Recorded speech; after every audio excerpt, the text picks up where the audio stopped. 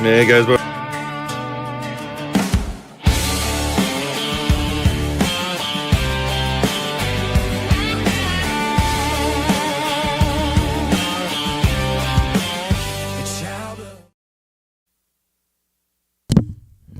Hey everybody, we just got done with Prophecy Mondays, okay?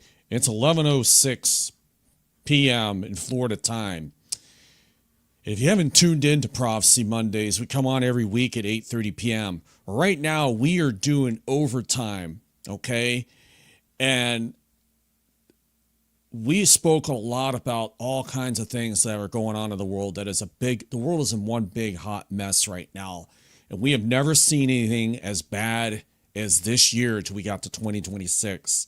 The way things are going at the kind of speed and the rate that this is going right now. Okay? I'll tell you right now, guys, I am just so blown away how things are moving.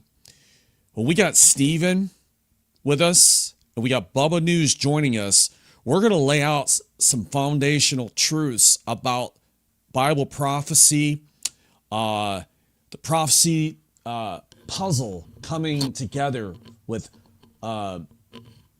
Hosea 2 and Ezekiel 39, Zechariah 12, and the second coming.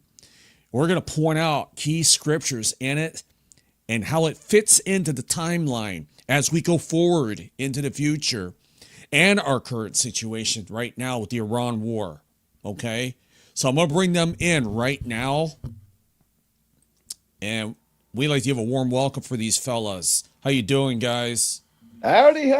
Now, I understand I'm not really hosting this tonight. I'm letting Steven stream on my channel. I just wanted to do the honors and do the opening, guys. Thank you. I'm going to sit back and let whoever wants to host go right ahead. I am watching this thing right now at midnight with the Trump that he's about to make his move at Iran.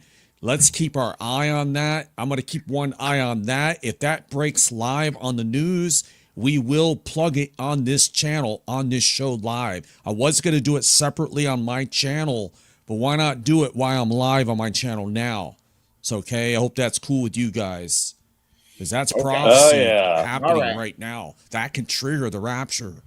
Imagine us disappearing in the rapture while we're on air. Just imagine your clothes, my clothes dropping to the floor, folks. What an amazing time. I've always wanted to have that happen too. So yeah, take it away, guys. Go ahead. I'll shut up. All right, Bubba. Here we go. Yeah. All right. What scripture are we going to first? Well, first of all, there's some cool questions already popping in, and like Angie Jones, she was down there with us with Derek, and she's in chat. So, I mean, there's some things that I believe that we've connected that I didn't even have a chance to tell her because the Holy Spirit's shown me since I've even come home from the conference. I know. You texted me and you said that you were up till like 3 a.m. Yeah, this is why I haven't done any news on Telegram, and I need to get to it. But right now, finding these things that are just connecting, like, and they're right in front of us, is blowing my mind. I'm like, holy crud! All right. Even the other night, Stephen and I were talking together down in Tennessee, and we were even talking about Isaiah 17. And I was showing him how it breaks it down, and it literally gives us a synopsis in the first 3 verses. And the battle for the Damascus prophecy ends at the last verse, verse 14, but the battle begins with verse 4, 5, and 6, where Israel, the northern 2/3, are going to start getting their butts handed to them, and that is beginning. So this is what I'm saying, like what we're seeing now, where there's, you know what I mean? Because Iran has said the United States has said they've already canceled all the missiles. There's nothing more to launch. We've destroyed everything. Well, then why are all these ballistic missiles still coming in? And Hezbollah is still holding back. So is Iran. So this day is coming because Israel's very soon going to run out of their missiles. But anyway, so where do we? Yeah, I mean, we can just roll there. If you want to start there, something easy that people are understanding and that people are familiar with Isaiah 17. All right. Well, let's go. Isaiah 17:1. Let's get there. I'm pulling it up now. See, I'm so excited. I didn't even know where to start in the Bible.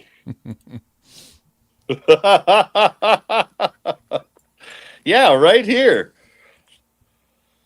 I mean, the oracle concerning Damascus. Verses 1 through 3 are telling us the whole synopsis of the rest of the chapter, because it tells us Damascus is about to be removed from being a city. This has never happened before, because Damascus has been the longest continuous city that has been around since Abraham's time. David knew about Damascus. This is the oldest continuous city. This prophecy has not been fulfilled because it will be removed from being a city. Because if this prophecy has already happened, then why do we still have the capital of Damascus? Yeah. I mean, seriously, it's right here, guys. It's like, I don't know what, I mean, and this is just basic study. This isn't even digging in deeper. It will become a ruinous heap or a fallen ruin. That has not happened, where there's no more people left. You know, and it goes down. The fortified city will disappear from Ephraim, and sovereignty will be removed from Damascus. And the remnant of Aram, Aram, that's the Druze people right now that the Israelis are trying to protect, right past the Golan Heights, right there north of Jordan. They will be like the glory of the sons of Israel. It tells us right there, the first time in verse 3, who wins this war? The IDF. Amen. Amen. And it begins right there in verse 4. And that day shall come to pass that the glory of Jacob shall be made thin, and the fatness of his flesh shall wax lean, because that's what's going to happen whenever, and we just saw like some of those big missiles on Rick's channel just a little bit ago, and and that the northern part starts being destroyed.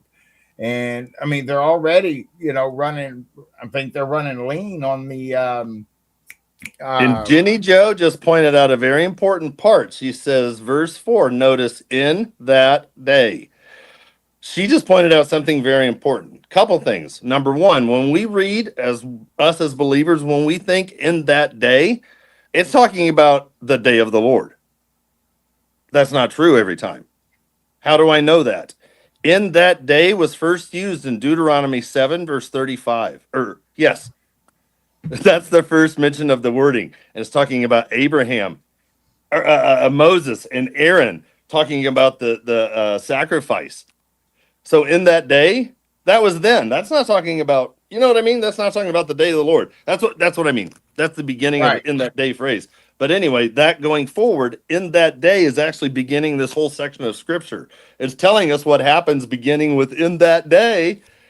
These things are going to begin to happen. And we have started seeing that ever since February 28th, when Israel started attacking Iran, and they have been firing back. So in that day, February 28th is when that began. In that day, February 28th, 75 days forward, is Israel's birthday, May 14th. Hey, guys. Yeah. I don't mean to interrupt you there, but this is now breaking. Iran unleashes devastating bombs on world's largest industrial city of Saudi Arabia. So they're dropping bombs already over there. They said what they said they would do. So I'm getting videos coming in from that right now. And that's from the Times of India. So I don't know. Trump hasn't made his move yet to bomb Iran.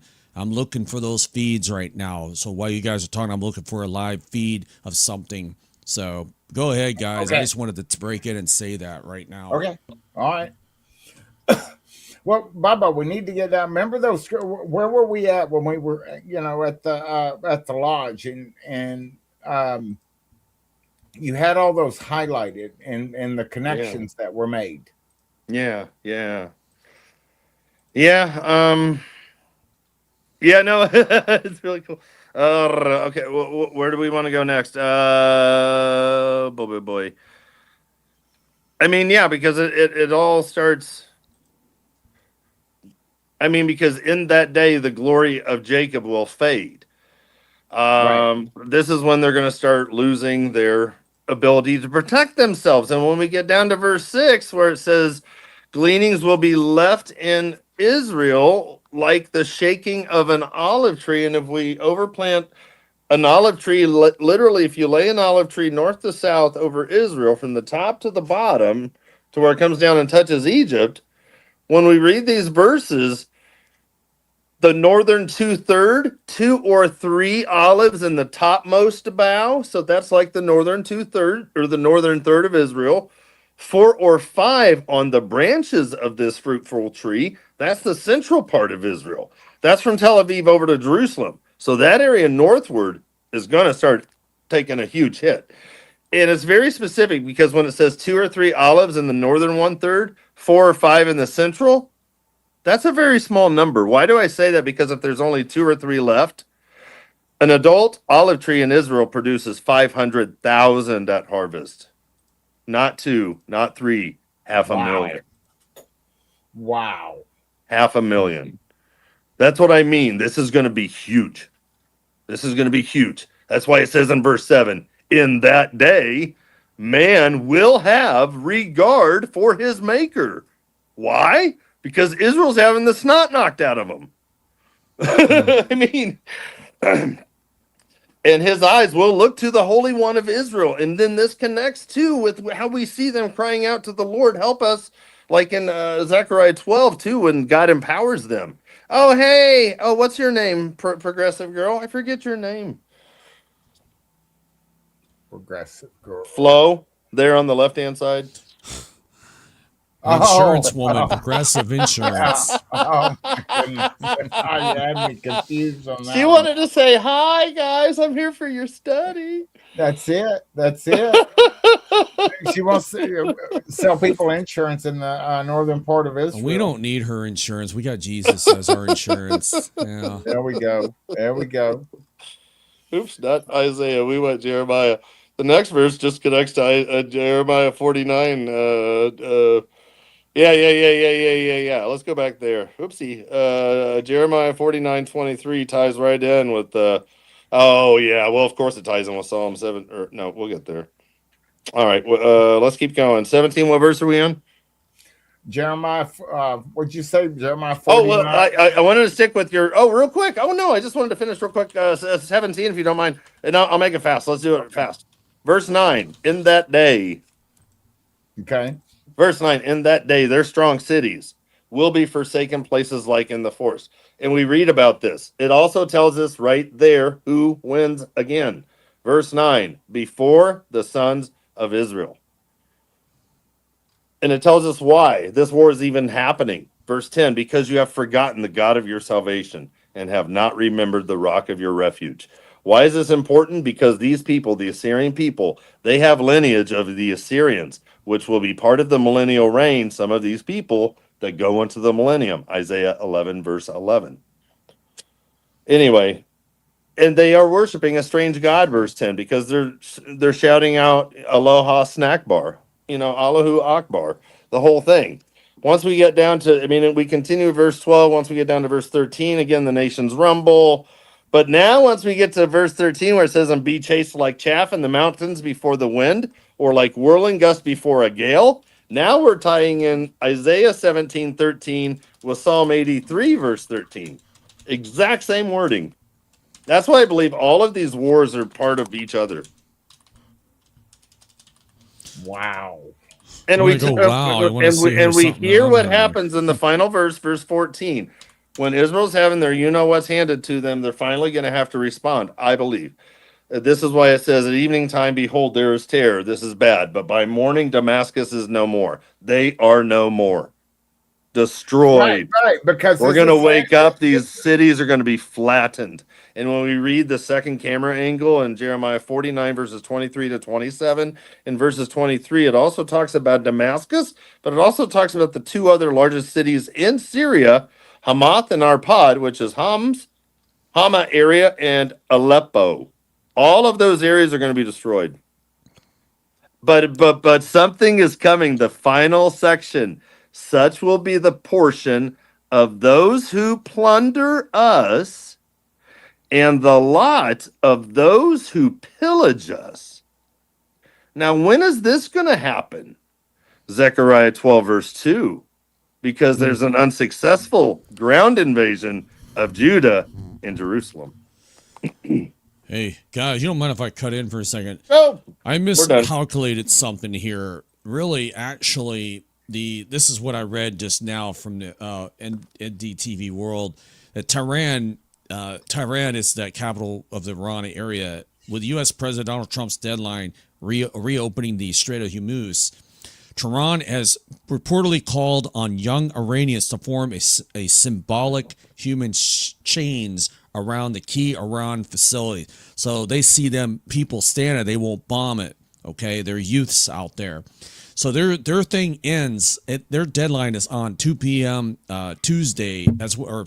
Tuesday, and then I'm seeing it here that it ends at 3:30 a.m. Wednesday night. So it's a little different here because they're a bunch of hours ahead of us. So it'll actually be p.m. in their time. So I thought it was tonight at midnight. So I apologize for giving out the wrong information on that. okay. So we're looking at it another whole day almost from now, 24 or more hours. So I thought it was tonight. So anyway, but if anything starts happening before that, I'm just gonna pop in on here with the news. Okay, while you guys, I don't know no how problem. long you guys are gonna be live tonight, but if not, and I'm still up and something crazy, I'll either go live or I'll just make a quick video. So Okay. anyways, whatever you want guys, to do, because like I said, the StreamYard. I mean, you can pop in here, or you can operate autonomously and no. record. What I'll do is I mean, you're streaming on my channel right now, so that's fine. I'll just pop if something happens between now and the next couple hours, which I doubt anything's gonna happen. But if it does, it's major enough to go live. I'll just pop in here with my news, and that you guys, I'll just cut in on the show and let you show it on the screen. If nothing happens, then you won't see me for the rest of the night. Okay. Or I could just do a separate video, quick upload, instead of interrupting your show for that. Which, I mean, that's big news. I would think you wouldn't care. Yeah. Well, I mean, if you did that, I mean, and also you can run 2 different streams on your channel from the same. Yeah. Same So deal. yeah, I just thought it was going on tonight at midnight, Okay. but I don't mean to hop out. But I want to do some other things here pertaining to my channel and things I wanted to do. And then I will probably do a video tomorrow getting people ready for this deadline that's coming up. That's tomorrow night, folks. Late. Okay. It's the deadline ends. And we're waiting, folks. We'll see what happens. So I'm gonna go ahead and go, guys. I just thought I'd show my respect and come on for a little bit. Thank you. I'm burned out. I just been on for 2.5 hours, so I'm like, I don't know how you guys do it. You're like an engine. You don't quit, man. We're only halfway through. Let's go. I saw that. I knew that was coming, man. And you saved that video for me, man. You just keep going like an engine. Hey, see this guy below me? He's dedicated, man. He'll go on for 6 hours after 2 hours. So, daily streamer here. Bubba, nice seeing you, man. Good to see you. Hey, if it happens before, tomorrow, we'll see you in the clouds, man. Yep. We'll sit here. We'll be talking about everything still when we get up there, I'm sure. We'll go by Chris's Cinnamon Shops. Yeah. Chris's Cinnamon Shop. We'll get some cinnamons. We'll say hello to Chris. Chris will be like, I told you guys. It's part of the first thing that's going to come out of his mouth. We already knew, Chris. So, yeah. Gotcha. Hey, guys. Love you. Love you too, buddy. Okay. All right. Have a good show, guys. Thank you, Kara. Take care. Okay, Bubba, right here on verse 14, and it says, and behold at evening tide trouble. Mm-hmm. Okay. Mm-hmm. Mm-hmm. Okay. That's like Psalm 83 stuff, because right there, because it's Psalm 83 happens in the evening.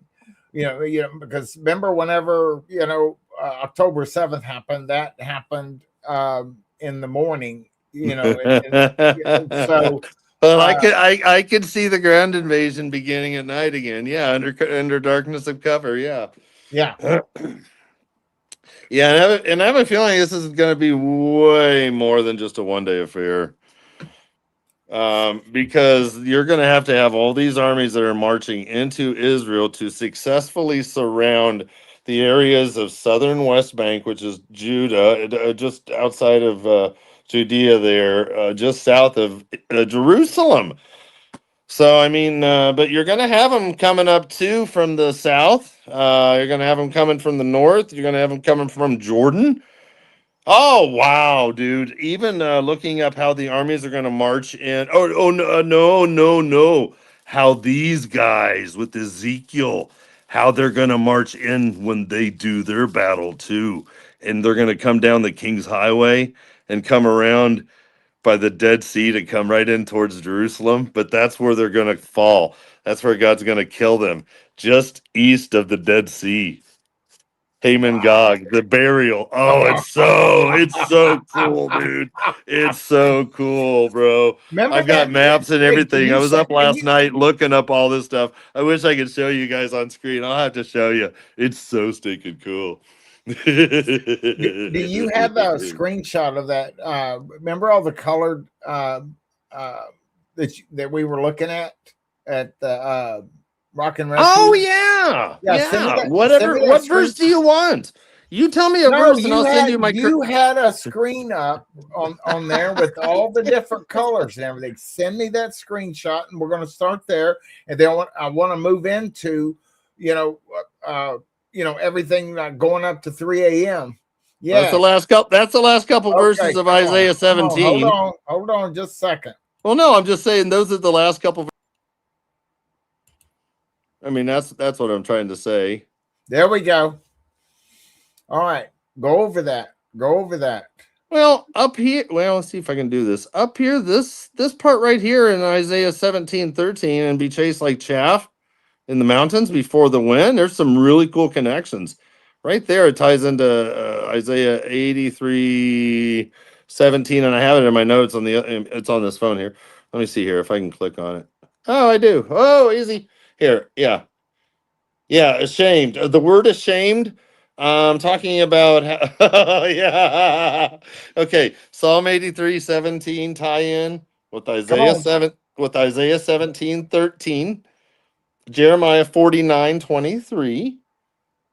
That's what I have there, but we haven't even gotten to the Psalm 83 stuff yet. But yeah, the stuff that has been popping off too is just the whole thing in Zechariah, how it ties in with Amos. Oh, and it's so cool. Not Amos, but Hosea. Well, also Amos. After 2 days we shall be revived, and on the third day, that verse. Yeah, that's all a connecting verse too. It's so cool. Oh man. Because we all of our lives have been trying to understand and place this, like, where does this go? How does this happen? And even like when we go, or if we want to go through Ezekiel 39, how they burn the weapons for 7 years, number one. They go through all the land, and it says, oh, we should maybe go into there. Yeah. Okay. You guys ready? You guys ready? Let's go. Do you want to pull it up on your phone, or you want me to put it on the screen? Oh yeah, no, yeah, we'll go there. You where are we at here? Ezekiel. Come on, Bubbalicious, let's do this. There we go. Ezekiel. Oh yes, here, let's do that. Yeah, Ezekiel 39. There it is. Pull it up on your thing. Yeah, if you want or whatever. Well, it's all right. We're gonna go to Ezekiel. Ezekiel, which one? 39. Ezekiel 39. There we go.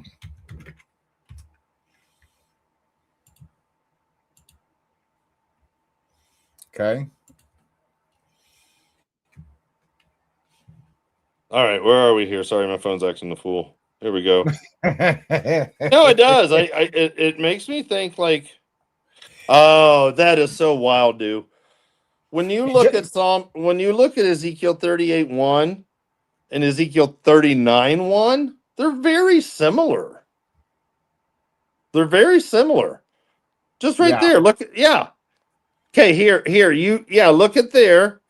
But you keep okay. All right, Bubba. Hold on a second, man.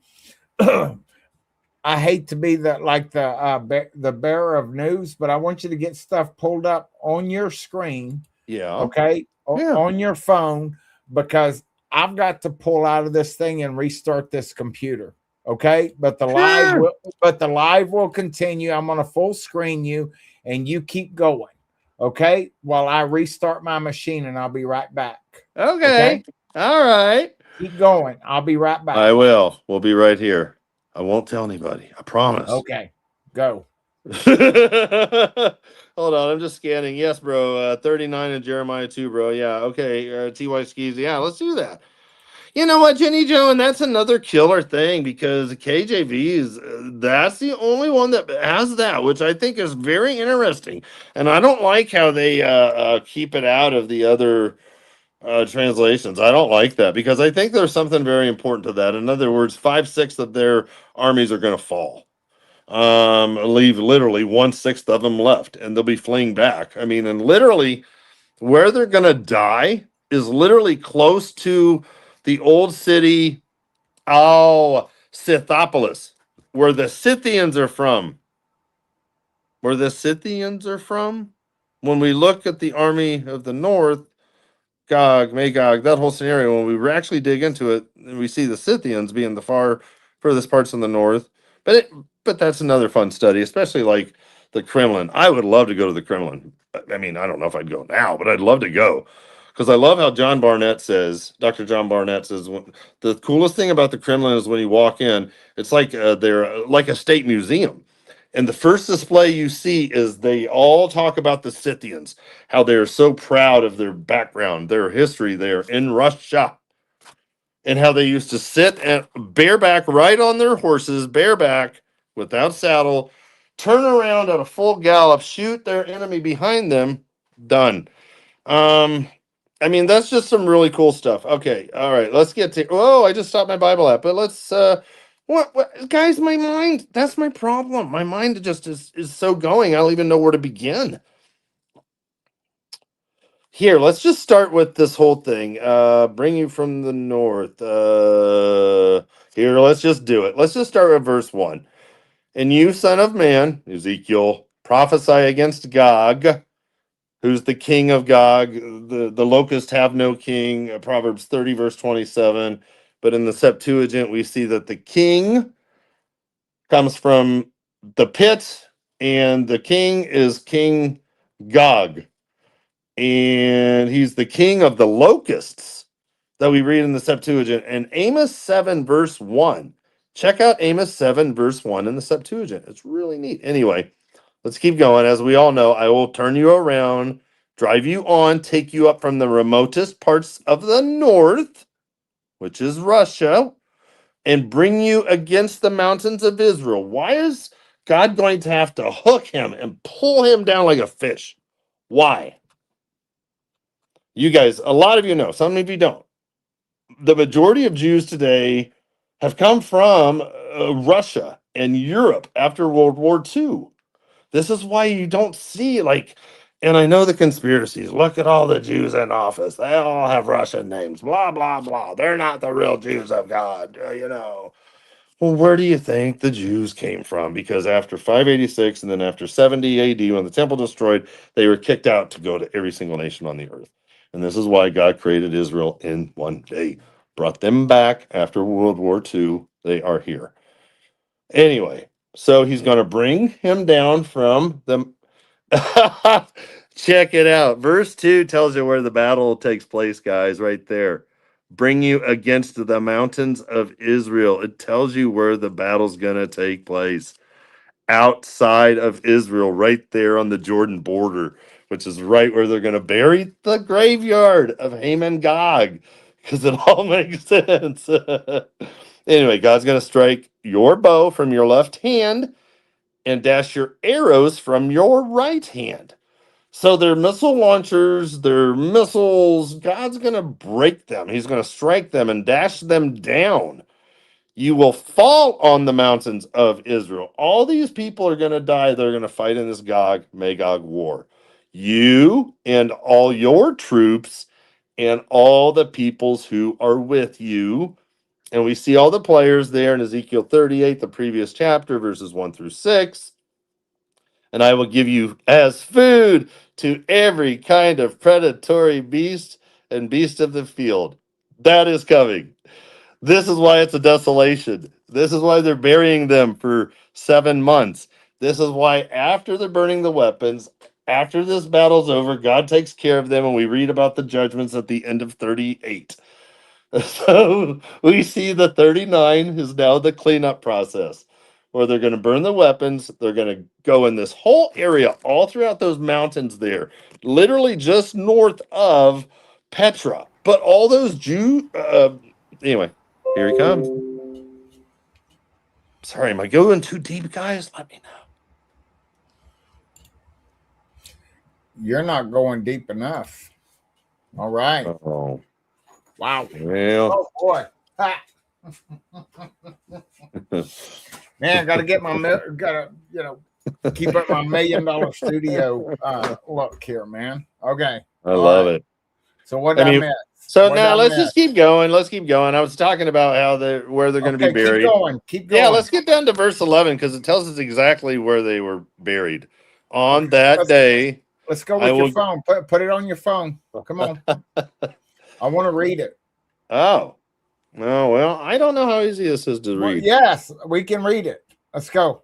On that day, I will give Gog a burial ground there in Israel, the valley of those who pass by east of the sea. What are the sea? What is the sea? It's the Dead Sea. I'll keep going, Kitty.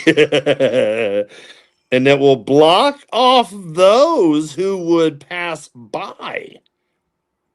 So they're not going to allow people to come through this area. Wow. So they will bury Gog there, the leader of the Magog war, with all his people, all his horde. And they will call it the Valley of Haman Gog. And I have pictures. For 7 months, the house of Israel will be burying them in order to what? To cleanse the land. How many people are going to do this? Even all the people of the land will bury them. And it will be to their renown right there. What they're going to do is they're going to set up a permanent marker for those going into the millennium to see what happened when they come against Almighty God. That we'll get to there too. Okay, yeah. But hold on right there. So if Putin is Gog, because we've been I think told it could be somebody else, because I have a feeling it's going to be a demonic something or other.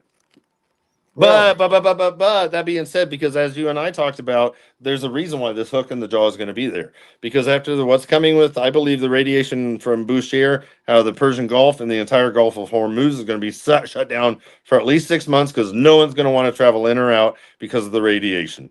The radiation is going to come into Saudi Arabia. It's quickly going to turn Saudi Arabia, which is already turning on Israel, to quickly back them and to want to go against Israel and take them out. And because their people are now dying, because Israel started this war, and because Israel started this war against Iran, Iran is now bombing Saudi Arabia. Mohammed bin Salman and all his structure of his money making oil. He's getting ticked. He's almost had it. This is going to push him over the edge. He's going to want to join with Hezbollah. He's going to want to join with Hamas. He's going to want to join with these Iranian proxies to attack Israel. But here's the problem. Once Saudi Arabia turns, as Saudi Arabia goes now, so does Jordan, so does Egypt. We now have the Psalm 83 war. It's all setting up. It's all setting up. And, and it doesn't make any sense that Putin or whatever, the Russians, would join with the Arabs. Well, but that's the here's how I remembered it too. ICOR, inner circle. Once God takes care of all those nations that hate Israel and have hated Israel for years and years and years, those on their Sabib, their borders, their neighbors. Once God removes all of those neighbors that have attacked Israel before, Right. There are now no more of those evil neighbors that God calls them to bug Israel anymore. So now all these other outer ring players who have never attacked Israel ever before in history, unlike every Psalm 83 player who has before.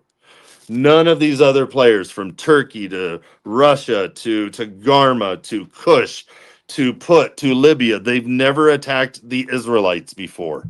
They will now. Once this inner circle's taken out of the way, this outer ring can march in no problem.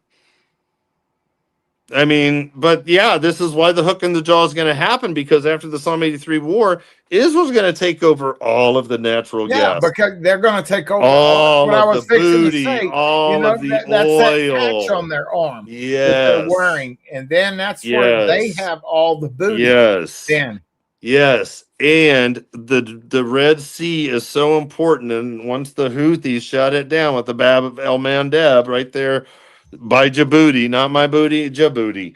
And once the whole thing takes place with the Persian Gulf and the Strait of Hormuz, Russia and Turkey are now no longer getting their oil that they need for their countries. Guess who has all kinds of new oil now, because they've taken all of Egypt's stuff. They're now going to take over all the rights off of Gaza that is so rich, and Israel knows it, and they are salivating, and they're going to take over all of the oil rigs sitting off of Lebanon.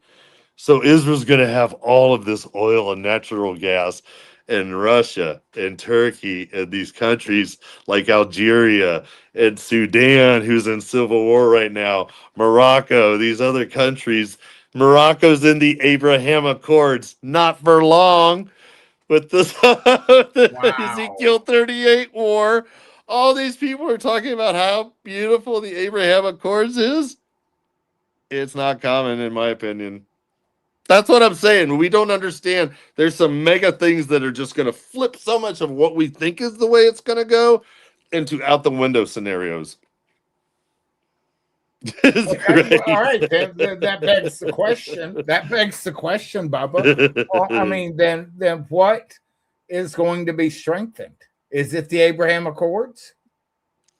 Or the new one, not the Abraham I Accords. What's the name of that new one I they've wouldn't got? be surprised if it's Trump's his board of peace thing, because it's a nationally organized by the United Nations, since it's under the UN Resolution 2803, I believe.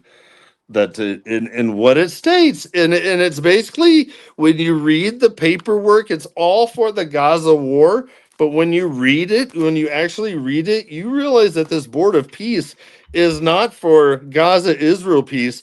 This board of peace is set up for a global peace. Okay, United Nations. What was that? It's a UN resolution, United Nations Security Resolution 2803.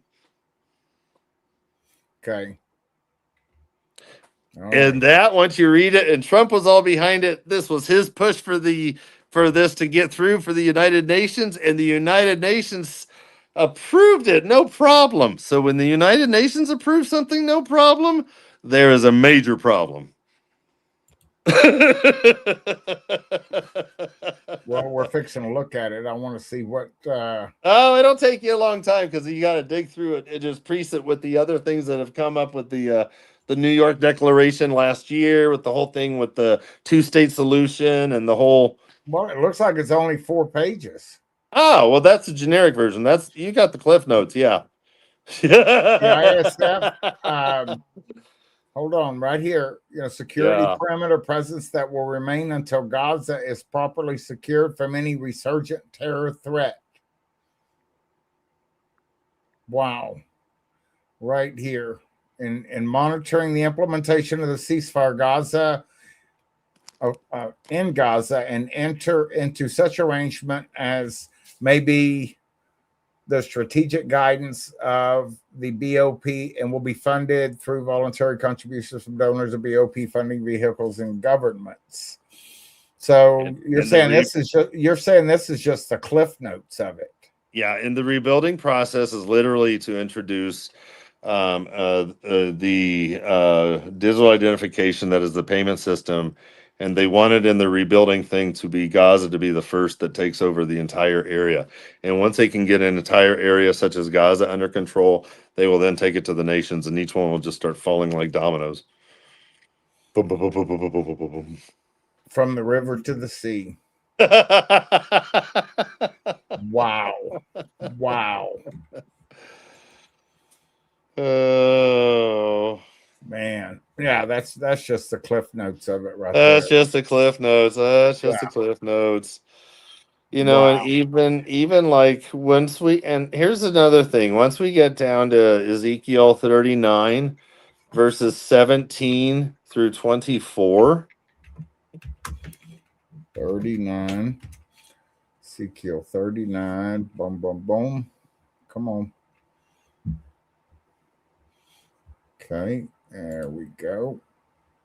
Add the stage. Ezekiel 39, what? 17 through 24.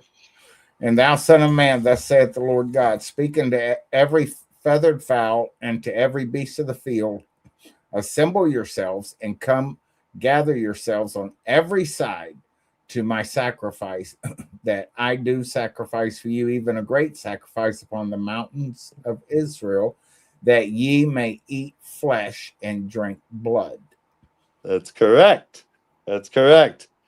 Check this section out. We all wonder where this one goes.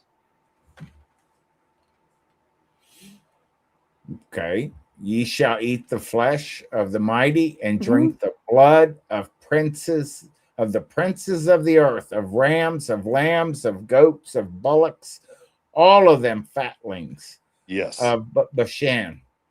Yes. But the key things are this in verse 17: assemble and come, gather from every side. We're now not talking just locally about the mountains of Israel. We're talking about north, east, west, south. In Ezekiel 39, this is so beautiful, and we always miss it.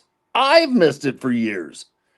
In my opinion, Ezekiel 39 should literally stop at verse 16, because verses 17 through 24, they describe when we come back at the second coming and what happens at Armageddon. Because as we get into verses 25 through 29, it tells us what's happening as the Jews are getting ready to go into the millennial period after Jesus has returned at the second coming, which takes us right into the very next verses in chapters 40 through 48, which is all about the millennial reign of Christ. It's like a perfect. Wow. Because 17 through 24 connects exactly with Revelation 19, 17 through 18. You keep that up there. I'll go to Revelation 17 or 19, 17 to 18. Okay. Yeah. Yeah. See how okay, go down to 17 through 24. Okay. But once you get down to like 17 with the birds and mid heaven, the great supper of God, all the birds, verse 18, so that the birds may eat the flesh of kings, the flesh of commanders, the flesh of mighty men, the flesh of horses, and those who sit on the horses, and the flesh of men, both free men and slaves, small and great. Why is that wording there? Because it's talking about those in the tribulation in the last half. Because this whole section just ties right in. Check it out. Verse 19. And I saw the beast, the Antichrist, and the kings of the earth. Remember when God gives them all 10 power for 1 hour to fight against God at Armageddon when they come against Israel?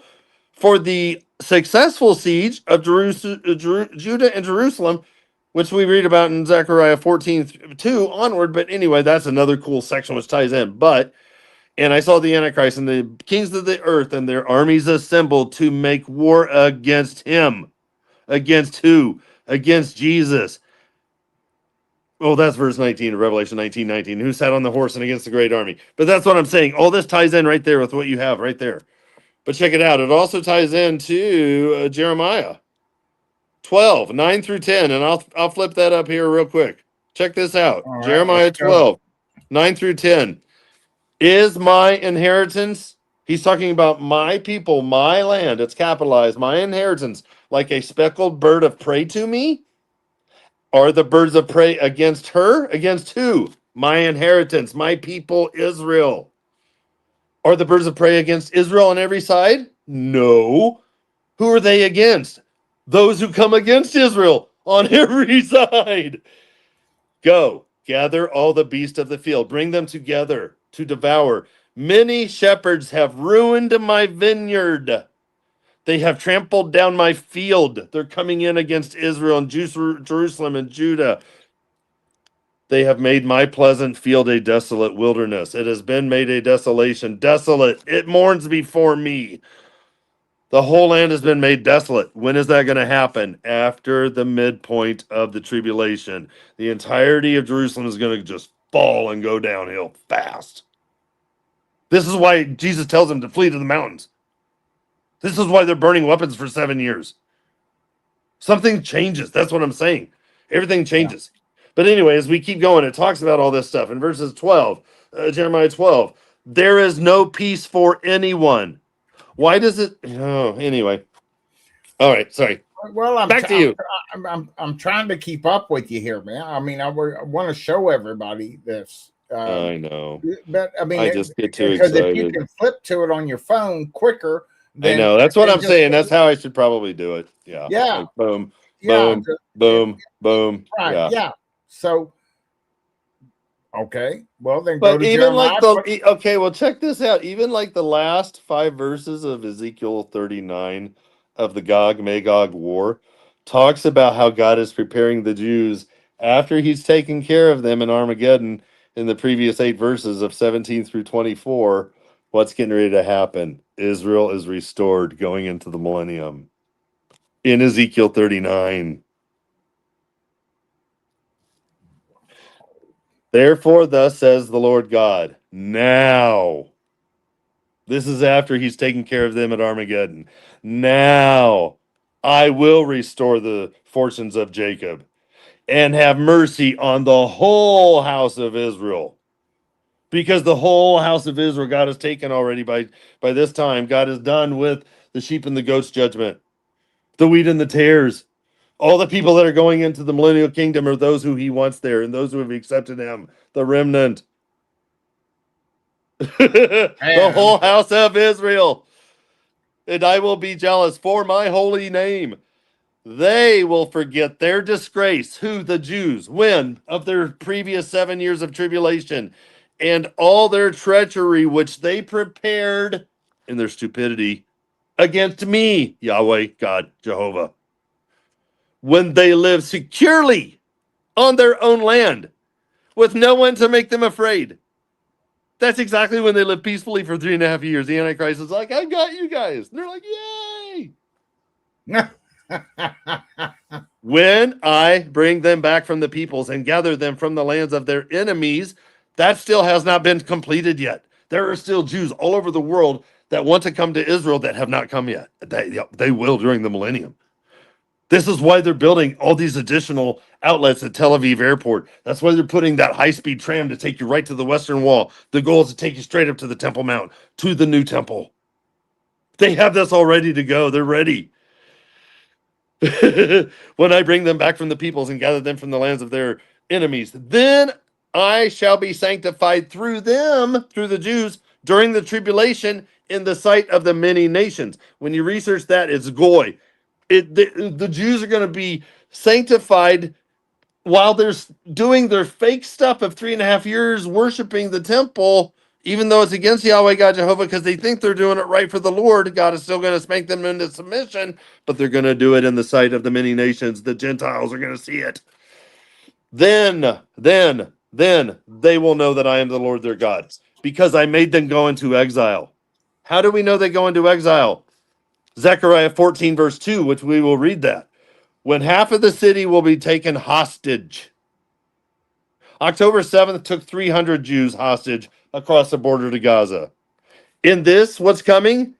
500,000 Jews are going to be taken as hostages, slaves. This is why it tells us in Revelation 18 that one of the 28 human cargoes being traded of the system of Babylon is human lives. Right there. It's right here. And then gathered them again to their own land. This is after God brings them back, after they have been scattered as slaves all over the world. Because we read in Revelation 14 about the angel harvest that's taking place when Jesus returns. Because God's not going to send out El Al Airlines to pick up every Jew that's going into the millennium all over the planet. God is using angels. They're going to be transported to Jerusalem, to the Valley of Decision, to watch what's getting ready to take place.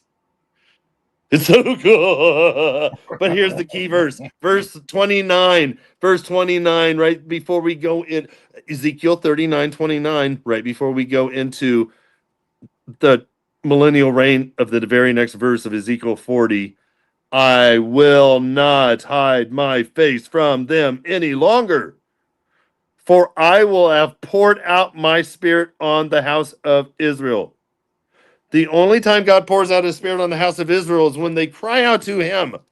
Jesus told them, you will not see me again until you say, blessed is he who comes in the name of the Lord. Matthew 23, the final 3 verses, right before the Olivet Discourse. It's exciting. Oh, man.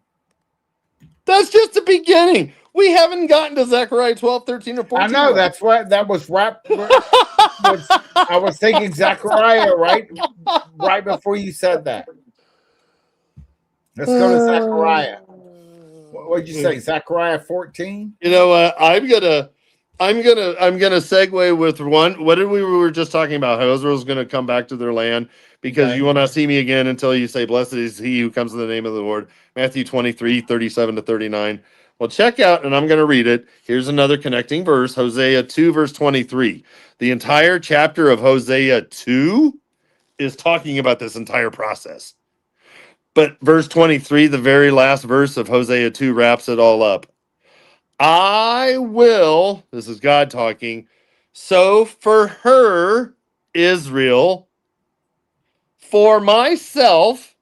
So God is going to sow Israel in the land for himself. That's what Hosea 2:23 says. I will sow her for myself in the land.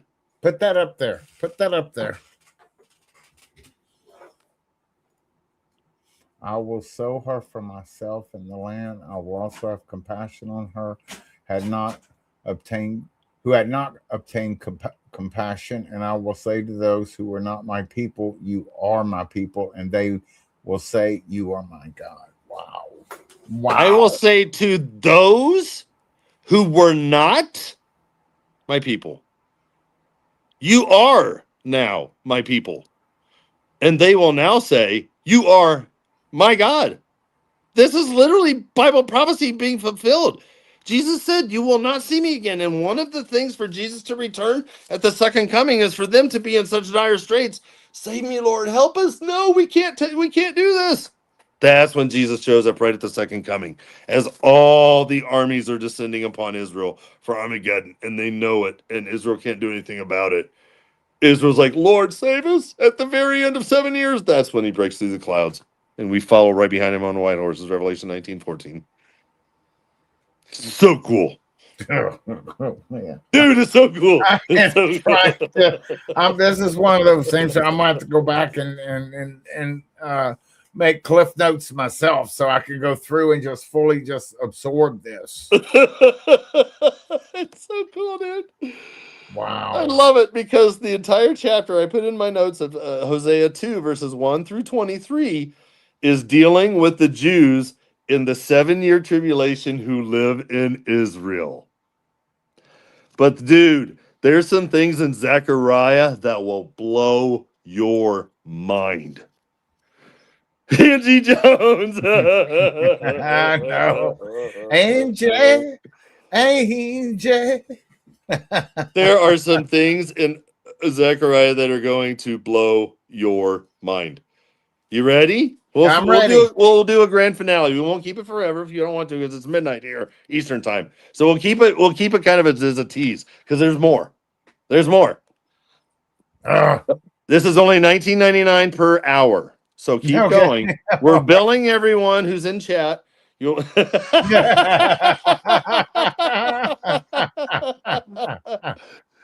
Guys, check this out.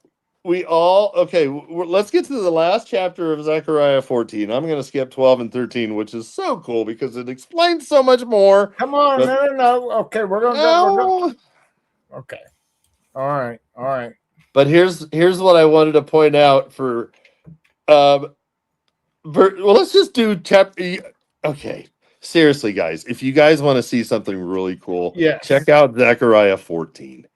I know, Bobby Joy, you guys, it's gonna be fun.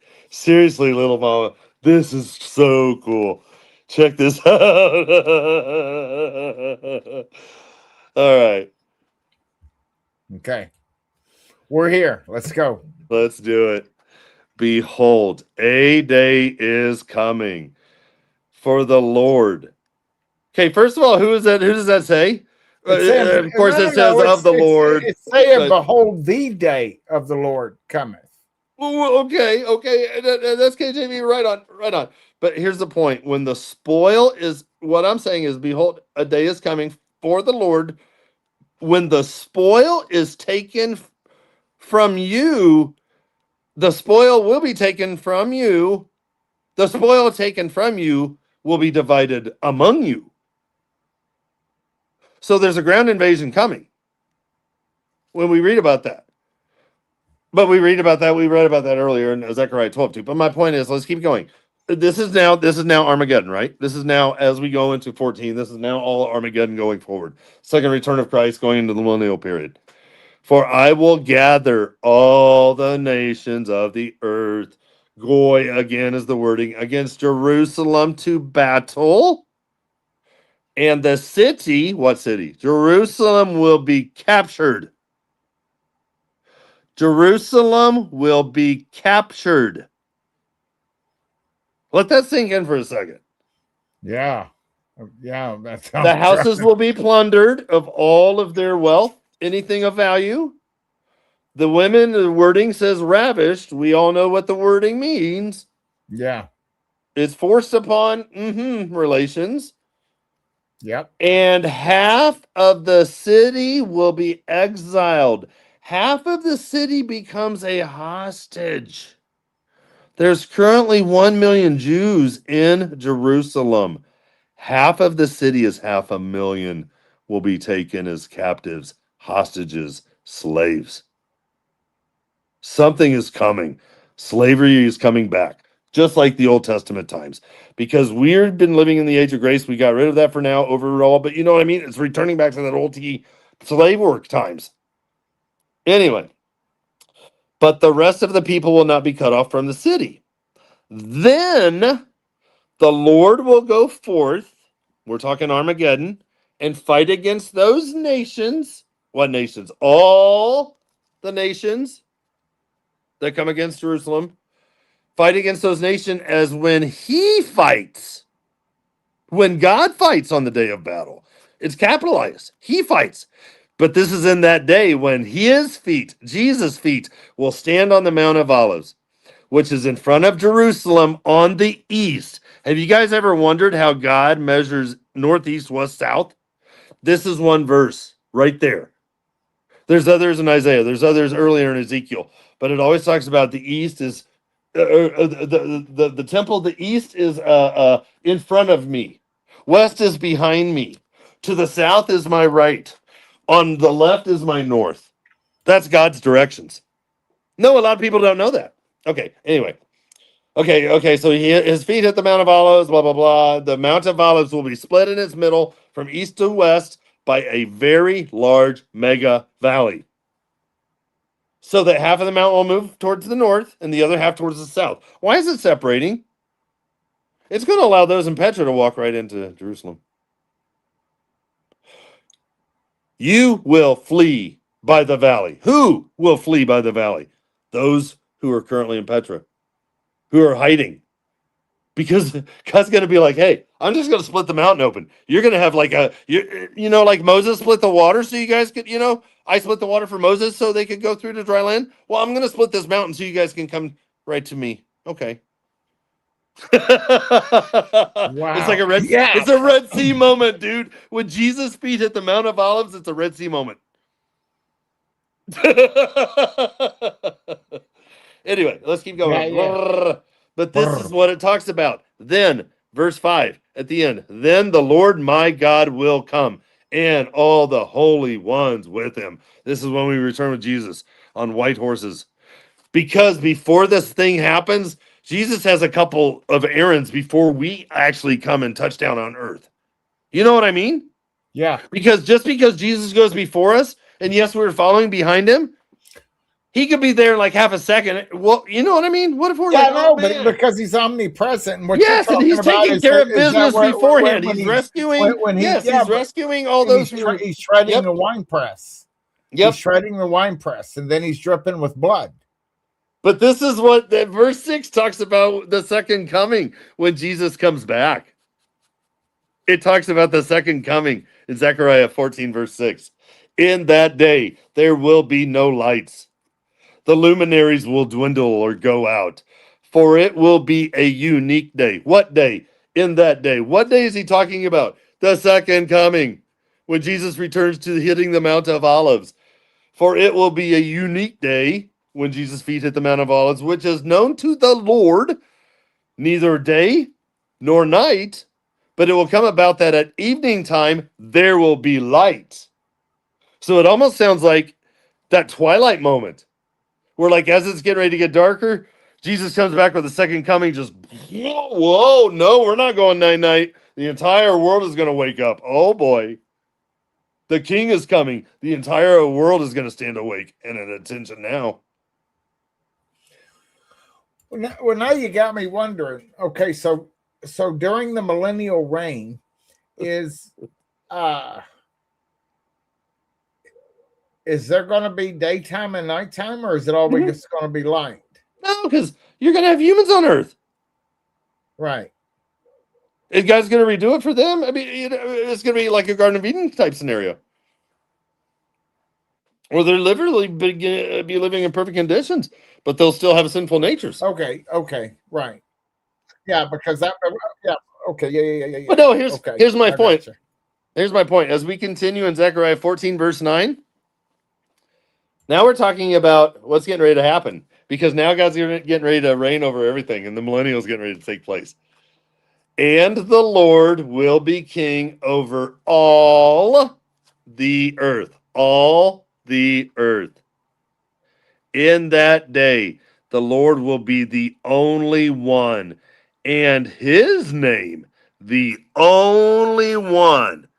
Verse 10 gets exciting because this is when the city of David sits on a slope, which comes down from the Temple Mount area.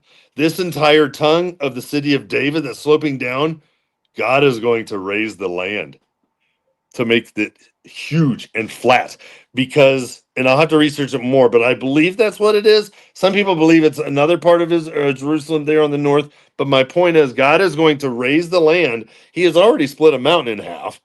So I don't think raising the land is going to be much of an issue, but he's going to raise a certain portion of land to make it large enough for the fourth temple that is coming. It is God's visitor center in the next few verses or the next few chapters in Ezekiel 40 through 48, where every single person on the planet will be required to visit the Feast of Booths every single year. And if you don't come to the festival or the Feast of Booths every single year, God will not allow it to rain on your plot of land for 1 year until you can come back next year.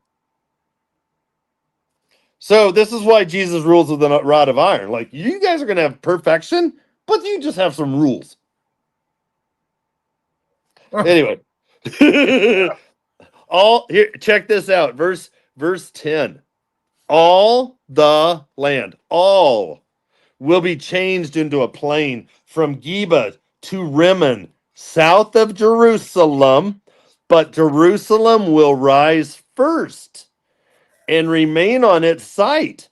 God is going to transform the earth there in Jerusalem for God's new visitor center that's coming in Ezekiel 40:48. And there's indications that the fourth temple is going to be in God's visitor center and this court and stuff. But the indications are that it's 7 miles long and 7 miles wide, almost 50 square miles. It's basically going to be like the world's, like we have the State Museum. This is going to be like the world's museum. Like you have to come to God's Visitor Center. Like we used to take road trips, or field trips when we were kids. Let's go. Anyway, but check it out. It's talking about Jerusalem. People will live in it, verse 11, and there will no longer be a curse. No longer be a curse. For Jerusalem will dwell in security. Now, this will be the plague. Now, as we get to Zechariah 14, verse 12, now we're tapping back into the Ezekiel 39, 17 through 24 that we just read, and the Revelation 19, 17 through 18, when we just read about the beast of the field, the great supper, where all of them die because of Armageddon, with Jesus when he slays them with the brightness of his coming. Now this will be the plague which the Lord will strike all, and it tells us who God's going to strike and why we know it's this time frame right before we go into the millennial period, because it says all the peoples who have gone to war against Jerusalem. The only time when all the entire planet is going to go to war against Jerusalem is at the end of the 7 years, because they're going to do Armageddon, because the entire world is going to say, screw it. They can't get rid of the Jews. The entire world is going to take them out. So what you're saying basically here is where their flesh shall consume away while they stand upon their feet. Yes. This is it right here. Coming. Yes. That's not necessarily a nuclear war or anything. That's correct, right? This is when Jesus, that's why it tells us, like, he slays them. He doesn't even give them a chance. He doesn't even give them, you know what I mean? He's like, no, you guys, you're done. This is why it says, when they go to war against Jerusalem, all the peoples, their flesh will rot while they stand on their feet, and their eyes will rot in their sockets, and their tongue will rot in their mouth. Who's he talking about? All those peoples that are coming for the Battle of Armageddon. It will come about in that day that a great panic from the Lord will fall on them. You think? What version are you reading from? I'm using the New International Standard. I've used King James all my life. I have New King James. It's just because it's his Bible app. I'm just trying to keep up with you. That's all. I know. It's just his Bible app, and it's helping my mind. Like, click it, and I click on each wording, and I go to the direct Hebrew or the direct Greek, and each verse gives you connecting verses like a rabbit trail. That's why I quit looking at conspiracy theories, man. You check out the Bible, you can start connecting these things too. It's so cool. But yeah, this great panic is going to fall on them, and they're going to seize each other's one's hand, and the hand of one will be lifted against the hand of each other. Judah also will fight at Jerusalem, and the wealth of all the surrounding nations will be gathered, gold and silver, and garments in great abundance. So also like this plague, what plague is he talking about when their eyes rot out of their sockets, when their tongue evaporates? We just read about it. So also like this plague will be the plague on the horse, because it just told us who's going to die. The horses, the people, the men, the great, you know what I mean?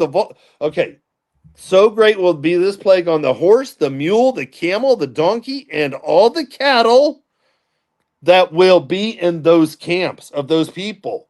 Then it will come about that any who are left of any of the Gentile Goy nations, that's the Hebrew wording, that went up against Jerusalem. Well, if they've accepted the Lord, and they won't, because they won't accept the Lord. But it says that they will go up from year to year to worship the King, the Lord of hosts, because this talks about any who are left of those nations who went up to war against Armageddon. My point being right there, any who are left of all the nations that went to war against Jerusalem at the Battle of Armageddon. You're not going to have 85-year-old grandmas from Dubuque, Iowa, who are going to go march on Jerusalem at the Battle of Armageddon. Some of these people are going to accept the Lord Jesus Christ. That's why it says, any who are left of those nations, the Gentile nations. In other words, the Gentile nations are going up against Jerusalem in Armageddon, but the people groups that are not partaking in this, they will go into. This is why it says they will go up from year to year to worship the King, the Lord of hosts, and to celebrate the Feast of Booths. And it says, and it will be that whichever of the families that do not go up to Jerusalem once a year to celebrate the Feast of Booths, to worship the King, Zechariah 14, verse 17, there will be no rain on them. We're talking about the millennial reign now, the people that are living there. In the family of Egypt, if a family of Egypt doesn't go up there either to enter, then there will be no rain to fall on them either. For it will be the plague which the Lord smites the nations who do not go up to celebrate the Feast of Booths. This will be the punishment of Egypt and the punishment of all the nations who do not go up to celebrate the Feast of Booths. And this is why it says, in that day there will be inscribed on the bells of the horses, holy to the Lord. Now we're talking about God's visitor center in his fourth temple in Ezekiel 40 to 48. And the cooking pots in the Lord's house, the fourth temple, will be like bowls before the altar. And every cooking pot in Judah and Jerusalem will be holy to the Lord of hosts. And all who sacrifice will come and take of them and boil in them. In other words, those who are participating in the sacrifices that are coming, but check it out. This is a promise for the Jews. There will no longer be a Canaanite in the house of the Lord of hosts.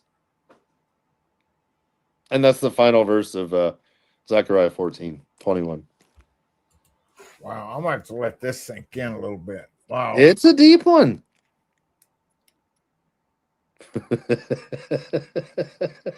Wow. Sorry, guys, I went too deep. I need to make it a cliff friendly, user friendly version. But I was just trying to explain to you the excitement of what I found so far. Yeah. Yeah. And that's just a portion because I'm trying to keep some other stuff quiet. Yeah, every pot in Jerusalem. But it all like connects. Oh my gosh. Yeah. And all the sacrifices come and take them and see therein. And in that day there shall be no more the Canaanite in the house of the Lord.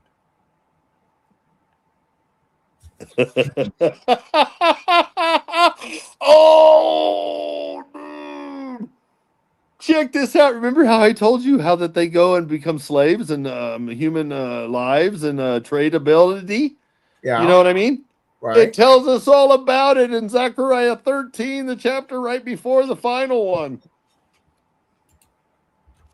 All right, you got me going, man. Hold on. No, we don't want to keep you 100 years, but just 200. No, that's fine. No. I'm good with this. 200 or 300. Hey, I got a few hours sleep. I know, man. I need more too. No.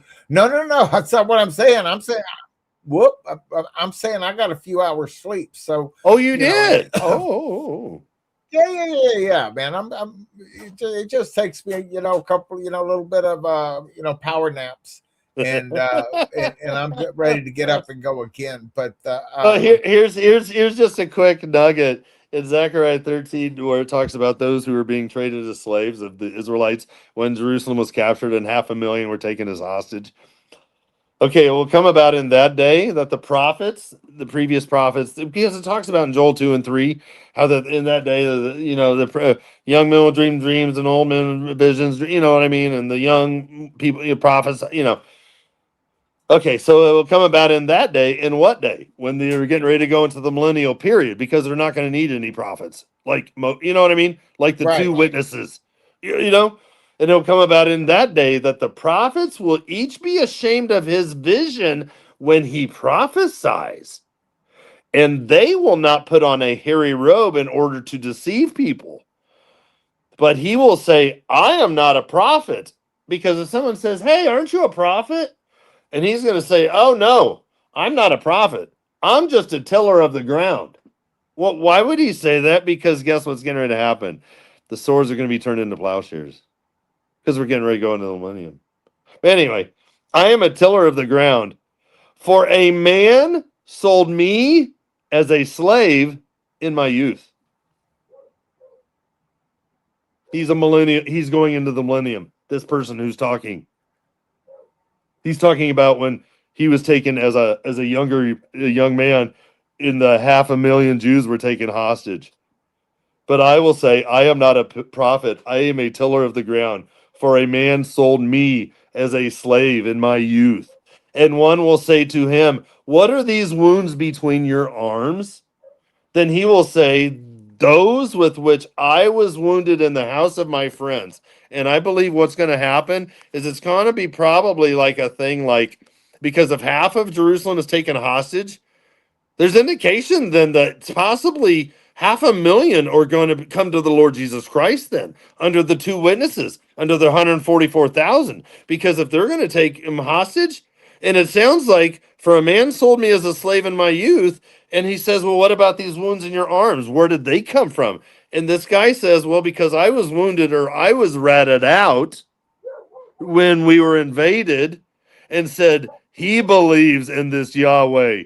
I don't. I'm going to take the mark. So this is why he was wounded in the house of those who he thought was his friends. But this guy apparently had to go to prison because I was sold me as a slave to my youth. I mean, this is wild. A Waco sword against Mike. Yeah, I know, but this says this man taught me to keep cattle from my youth. They're saying taught me. Okay.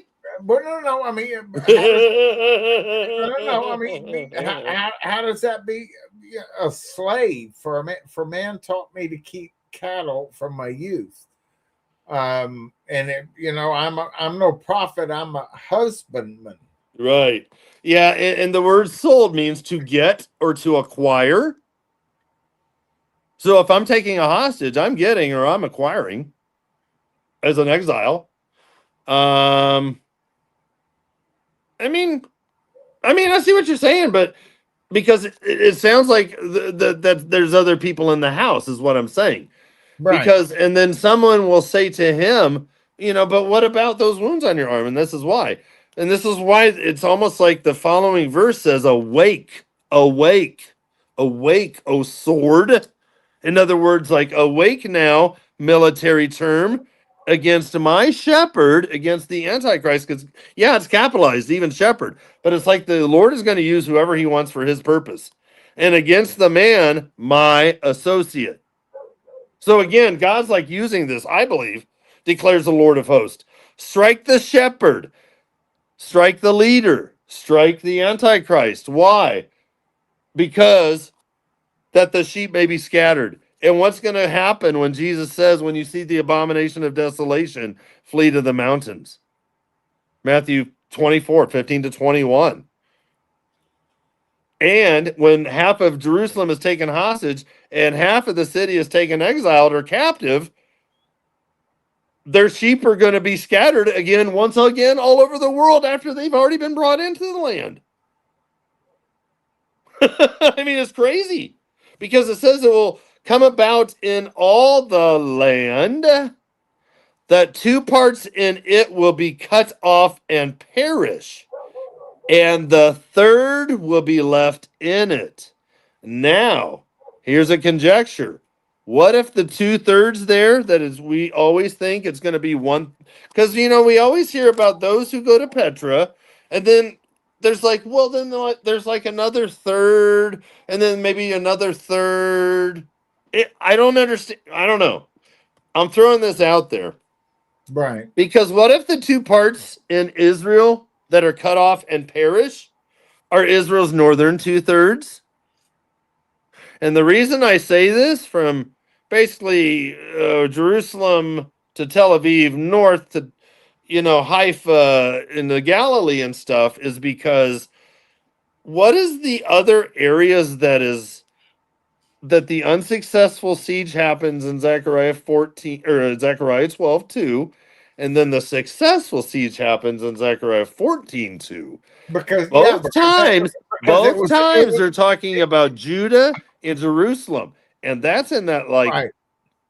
yeah, Because it was, and that literally is like almost a third, almost like the rest of the 2/3 is hurt. The northern Jeroboam took them, and said, you don't have to go down to Jerusalem anymore to worship. Yeah. You can just worship up here.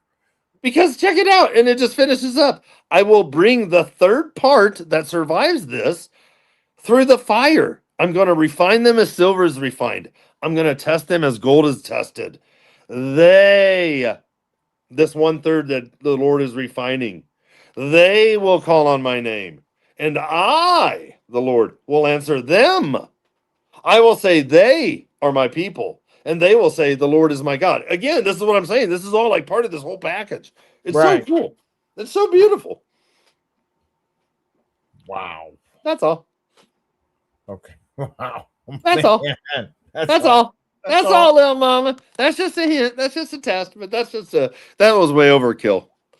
Yeah. This should have been this could, you know what, I could get this down into like an under 30-minute thing, but this is just Bubba's excitement, and yeah, because it's a lot easier with visuals, and then when you can see a map and see verses, and then you start connecting, and even when I put up one verse and another one, they're gonna read like they're gonna read Zechariah, and they're gonna read like Revelation, or they're gonna, and they're gonna be like, oh, so they're still talking about the same. Yeah, they're still talking about the same thing. It's like God's a God of order or something. Yeah. Wow. That's what I'm saying, man. Seriously, it's so cool. Well, I mean, if it's a third from Jerusalem, then we have a problem, because then that's only talking about 167,000 people that's going to enter the millennium, and that's possible too. But then, what are you going to do with the other set of people that are in Petra that have made it out and have not been captured? I mean, no, those are valid points. Those are very good questions. I'm with you. No, trust me, I'm with you. I'm trying to. Hey, walking with Heather. Great to see you, Minnie Thomas, and all these people. Hi. I told you, man. Jobo's going to be like, man, I already got my popcorn. No. To see what the popcorn meter's doing. I mean, because there's going to be remnants from every nation that are going to survive. Yeah, and that's why there's even an angel harvest. You know what I mean? That's what I mean. That's why it's even mentioned, like, this is how the people are going to be brought to the valley of decision. Those who live on the rest of the planet, and those who are going to be brought to Jerusalem to enter the millennial kingdom, because both sets of people are going to be scattered all over the world. I mean, it's so cool, and I've done that video before. I should do that again too, like the angel harvest, where it talks about, two should be grinding at the mill, one should be taken, and the other left. Two should be sleeping, one should be taken, and the other left. I've always thought, oh, it's a rapture verse right there. Well, actually, when you tie it together with all the other verses, you'll start seeing like, they do connect. No, it's really cool. Man, I might put this on slow-mo. It's just like yeah. Wow. Yeah, it's gonna get insane, guys. I know, it's gonna get nuts. Yeah. It's gonna get absolute nuts. No, I know. I could have done a 2-parter. Sorry, Deidre. I was trying to think of how to phrase this the fastest I could, but my mind, there's so much in there. It's like, man, I just want to take out my sponge and wring it out and let somebody else pick up the information so I can input more.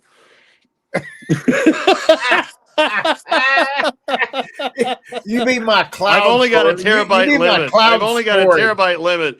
And I don't think I can upload I know I can upload my brain to the cloud, but I need to do a clean out through my terabyte in my brain, because I've got about 94% full. So I need to get rid of the clutter in my brain. Wouldn't that be cool if we could just hit it like a delete thing, like things that we don't need to remember anymore? Like, get rid of that. Yeah. Yeah, but it's so cool because it tells us there too that the Jews won't remember how they use their old thing. But it's so cool because even in the Ezekiel 39, where they're going to have this section, and it's literally going to become. Have you ever read those verses where it talks about a salt nettle or like a place of jackals? I know you guys have read those kind of verses and stuff. This is all talking about what happens in that where the burning of weapons for 7 years and the why the people die, because there's going to be something happening, and it indicates scripturally like there's going to be some like high-end people that are going to, and it almost sounds like there's going to be something that could be not very pretty, because it sounds like, and this is also why I believe it says that these three shall be kept out of his hand: Ammon, Moab, and Jordan. You know what I mean? Ammon, Moab, and Edom. And I believe the reason being is because the Jews will be in Petra, and what's going to happen in the northern 2/3 of Petra, well, the northern 2/3 of Israel or Jordan, is that there's going to be so much destruction, because when we read Jeremiah 49 verses 1 and 2, Ammon, Jordan, the capital of Jordan, becomes a mound of dirt. Just like Damascus is going to become a heap of ruins, the capital of Jordan is going to become a mound of dirt, like they never existed. I know. I'm pulling something else up here real quick so I can. Night, guys. Thank you. Wow. You know what? That's another very. You know what? I've heard that too. How do you say ty skiz? Skiz? Yeah. Tisk. Where you at, Skiz? Skiz, where you at? Are you scared? Are you scared?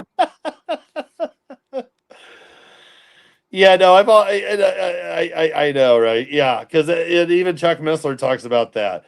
You know, those who love me, and well, that's not the same wording, but yeah, these wounds between your arms. Yeah, no, I know. I've always heard that. Yeah, I've heard Missler talk about that too, because that's just a weird wording, and it almost sounds like it is like a crucifixion kind of a thing, or yeah. No, it's good. I know. No, that's it. Yeah. I know, little mama. I know. Bubba. Oh, I wore little mama out. Oh well, that's all right. Oh well. Wow. My goodness. Okay. All right, man. That like burnt my brain there, man. Wow. Things that make you go, huh? Yeah. There we go. All right. Was it too deep? Oh, it was great, dude. It was great. Yeah. So yeah, I need to post. When did you post that right there? The pilot got rescued. Yeah, that was that was really wild. I mean, because they used they brought in I mean, we lost 2 of our C-130Js. We had damage to a Black Hawk. You know, they shot down the A-10 the other night when it was doing the kills to help prevent, and keep the land going. And the reason that they got the F-15 too, as well, is because they have these man pads. I mean, this is why they don't have air superiority, or they have air. Wait a minute, they have air superiority just over Tehran, right? Yeah. But not. Maybe they have air supremacy, but not or something. Yeah, one of the two. Yeah, I need to do. Howdy. Oh man, now I'm yawning. Ay. So tell me, whenever we were at the Passover. I mean, you were just consistently still posting, right, the whole time. I know. I just gotta. I mean, how do you do everything, like with the word and then with it just blows my mind. Well, seriously, it's like a puzzle. It's like once you figure it out, it like all starts connecting. It's like no, and it's not even like I'm trying to find things. Because you know what I mean? Because so many people, they have an idea in their mind, and they try to find a verse to match their thought, whether or not it's accurate or not. Well, I found this verse that kind of matches what I'm thinking. So, yeah, this is what I believe. Oh, okay. Okay. Yeah, I'll have to say. Amen, artist Wendy. That's right. That's right. That's right. That's right. Yeah, the 1335 days, Sean Cook. That was so cool too. Daniel 12:12. Yeah, yeah, yeah. Let's roll there. That one's fun. That one's fun. Daniel 12:12. Yeah, how blessed. Yeah, it's so beautiful. I love Daniel 12. First of all, he tells us to, God tells him to seal up this book until the end. And again in verse 9, after verse 4, seal this thing. And basically, everything sealed is now being revealed. Conceal these words and seal up the book until when? The end of time. Or when? The end of time. Blessed he that waiteth and cometh to the. Oh, yeah. Then we get down there. Yeah. Let's see here. Where two others are stealing one. Oh, yeah. Oh, yeah. That's so wild, dude. It's almost like the two witnesses. Anyway, he said, then go, Daniel. Yeah.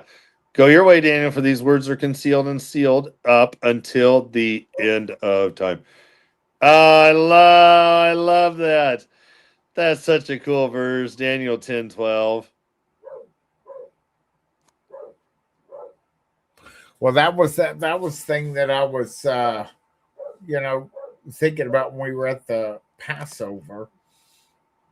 Yeah. Is that with Daniel, when Daniel was asking, But check this out. If God would have revealed any part of of that, he would have been like Abraham, and then like the number, okay, well, what year? Okay, Yeah. what month? Okay, the what day? What hour? Yeah. Oh. Wow. Oh. What's that other verse we just read? Oh, Jesus is the way. Bubba, do you have ADHD? Man, I have ABC 1, 2, 3. I drink way too much coffee. Oh, I really do. Yeah, I've always had just extra energy. Oh and my just, gosh. When I was 5 years old, I started taking piano lessons with the pastor's wife, and the second week my legs were just going back and forth underneath that Here we stool. go. We got a question right here, Bubba. Here we go. Yeah, I'm not sure about that. Daniel missed the first one because see, you know what? That's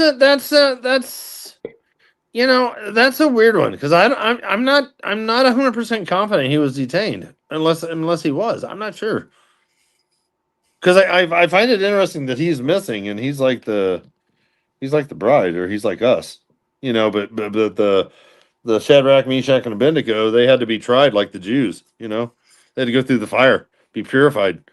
I don't know. That's a great question. Great question. That's a great question, Dieter. Yeah, and I'm not as versed on the second Passover. Let me see here. Yeah, she's got me thinking. I know that's in. I know you can't take us nowhere. Is that in Exodus 12? Oh no, Exodus 12 is where he moved the head of the year. Oh yeah. Yeah. Yeah, it all changed. Yeah. Let me see here. Yeah, isn't that wild? You don't see any of Dan.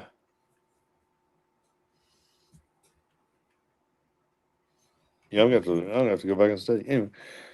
All right. So what do we got here? A honey bun. Yeah, I'm good with that too. Yeah, I'm with you, Akira. Yeah. Absolutely. Yeah. They had the exile. Yeah. Yeah, I'm gonna go get. What was it? Hold on. Keep going, Bubba. No, I'm trying to think. What was it? 596. Wait a minute. 586.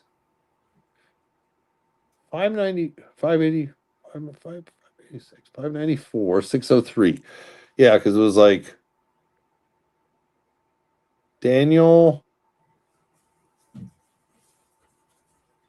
Yeah, Daniel's taken, Jeremiah was taken, and who else was taken? Not Ezekiel, was it? No, I can't remember. Dude, I know artists when he studying energizes me. My brain.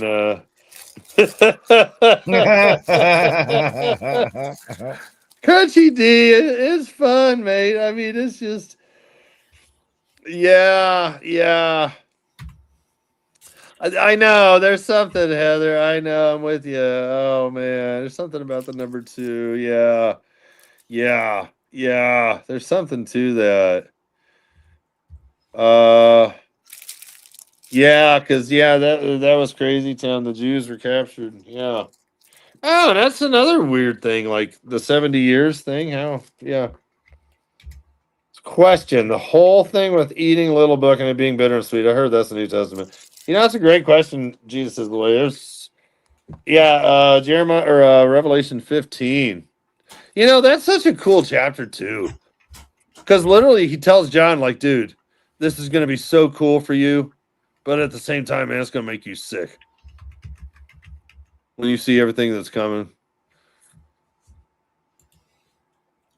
I know. Joel 2, 14-17. I love it. Let's see what he's got. Just 14-17. Who knows whether... Oh, yeah, I forgot about the new moons and the festivals there. That's another really cool thing in Hosea. Oh, my word. It ties in everything right there to Zechariah 14. And yeah, it's so cool. Who knows whether he will not turn and relent and leave a blessing behind him, even if a grain offering and drink offering. Blessing. Yes, gather children. Yeah, yes. I love that. Yes, Joel 2. Yeah, it's beautiful. Yeah, the end of verse 17 of Joel 2. Where is their God?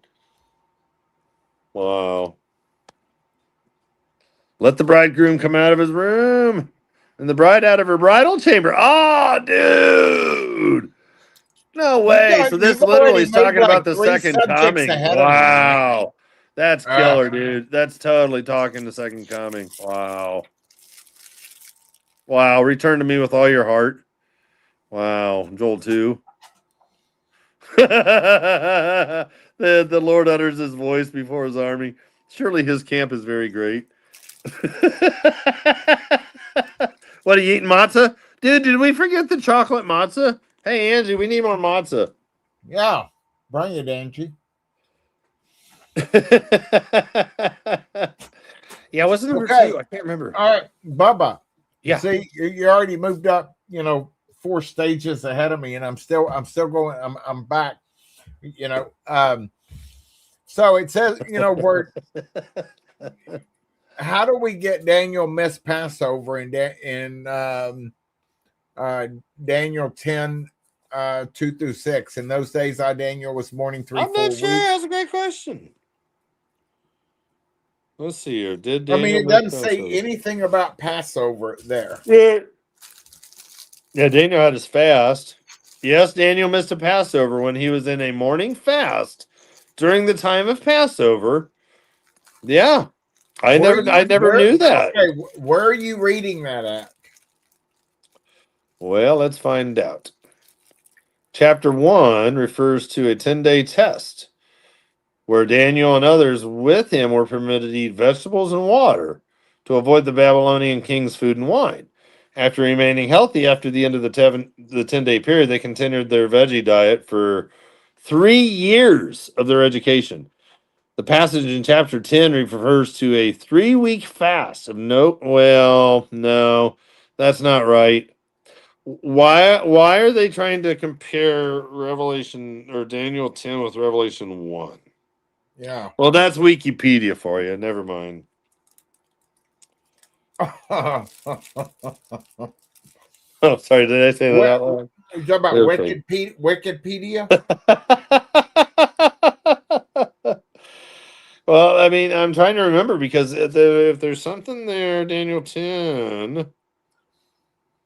Yeah, then in those days, Daniel, had been mourning for 3 weeks. Understanding of the vision.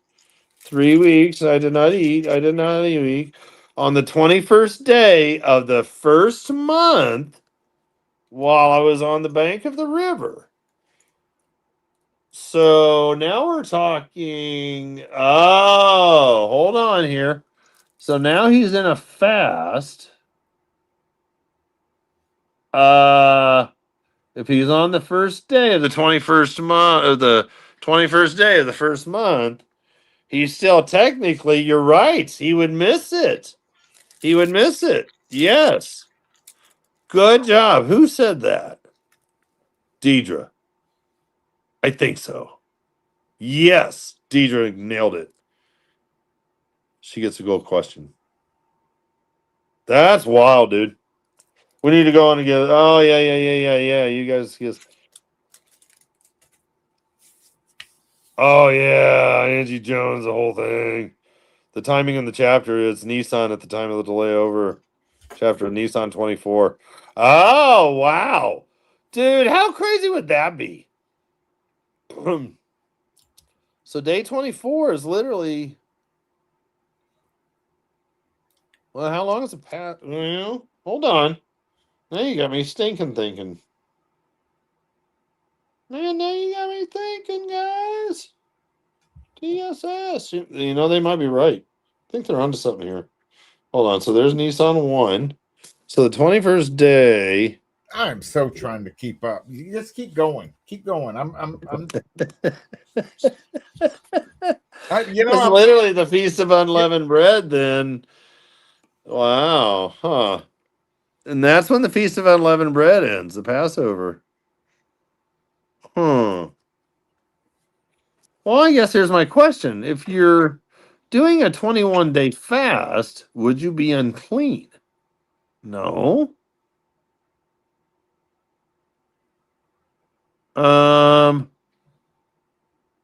Just because he's doing a 21-day fast, how does that make him miss Passover? I mean, is it because of the day of the month? I mean, what?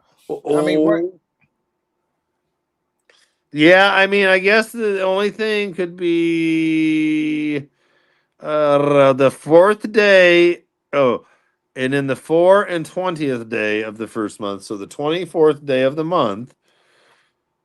And when you look at the 24th day of the month, oh no way! Hold on. 1, 2. No way. Wow. Hold the fort here, kids. Who brought that up? Deidre? And maybe you guys already know this. Well, okay. Okay. I'm just gonna star him, man. So the John and Ronnie thing, here's the thing I want to point out. If they can try to somehow finagle Daniel's 21-week fast into the beginning of a Nissan or Abib 1, the 24th day, 1, 2, 3. Oh my word. The 24th day. Let me read it because this is nuts. Okay. On the 24th day. Oh, no way. Hold on. This is nuts.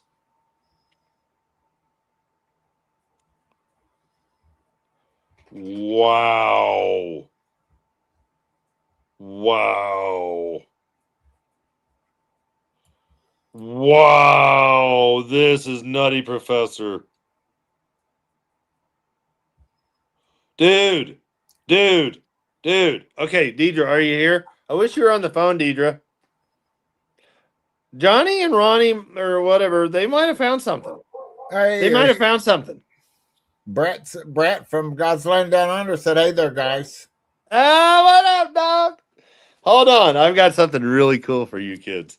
There may be something to the departure for the 24th day of Nissan Abib. Wow. Wow.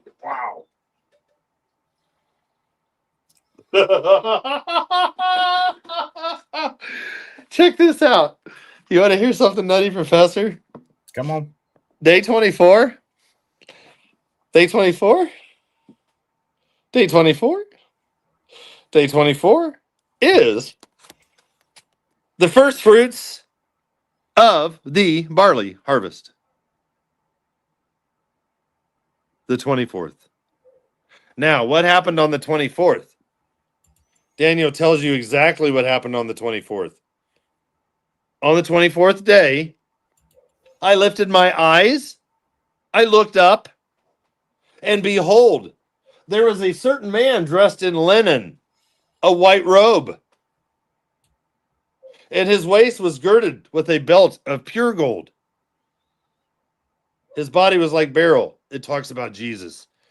We're seeing on the 24th day, looking into heaven, seeing Jesus coming for us. Wow. Wow.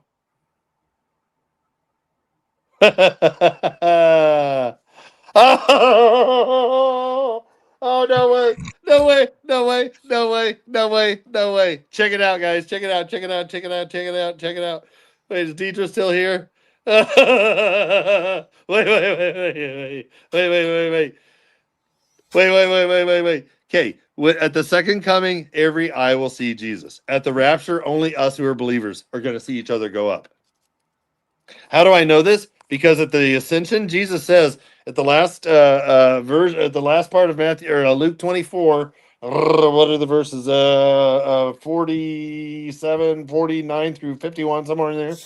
The last couple of verses of and then the last couple of Luke, and then we have Acts 1, 9 through 11.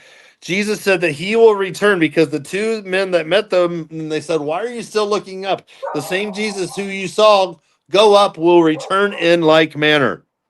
And how did he go up? And how did he Jesus went up, and only believers saw him go up. None of the other people of the world did. Only believers saw Jesus go up. Only we are going to see each other's go up. Check it out. Verse 7. Now I, Daniel, alone in the vision, while the men who were with me did not see the vision. The other people around Daniel did not see what is happening. The people around us are not going to see us go up in the harpazo. Nevertheless, a great dread fell on them, and they ran away to hide themselves. What's going to happen at the rapture? So many people are going to run and hide because they're going to be so afraid. Wow. Is there a connection? I think so. There could be. There very well. Yeah, I think so. Wow, that's crazy, crazy, crazy. Seriously, guys, 21 days. The 21 days is the first. It's the first feast of. It's the barley harvest, and it's the first fruits. It's the first fruits. It's the first fruits, guys. It's the first fruits. And the 24th day of the first month. Huh. We got 24 elders. Huh. Huh. Good to see you all on here. We're translating sound us, but I'm just trying. Just hang. I'll be right there, Bob. I'm just yeah. my dog. I'm the man behind the curtain. I'm still here. I know, Ernest Harris. Great to see you. Yeah. This Saturday. Oh, okay. So they're saying They're saying this Saturday. Wait a minute. Oh, that's right. They're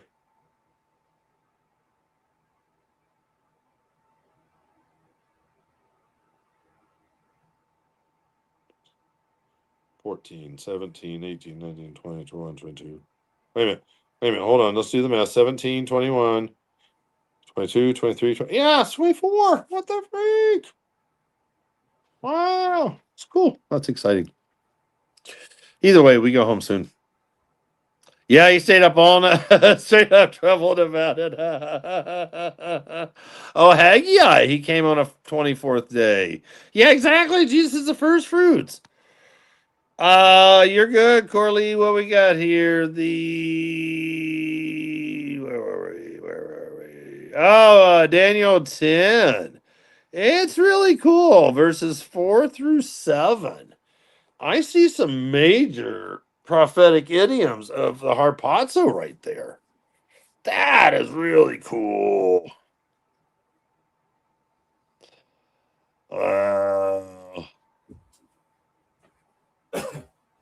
So all that's coming before June, right? Before the Psalm 83 war. I think let's see here. Oh man, I can't even think anymore. I can't even think now. Come on, Baba. Remember we went over that. Okay, what now? Keep going, keep going. What now? What now? What now? No, I'm just saying that all comes. What you're talking about all comes before June, right? I believe. Yeah, I believe so. Because today and check this out, because if we then depart really soon, oh snap, that'd be too cool. I'm good. I'm so good with that. I'm so good with that. Oh wow, dude, that would be nuts.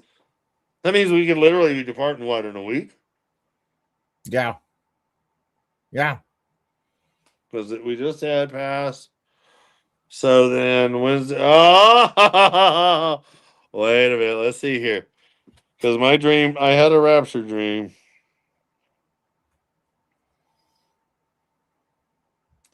Wow. Wow.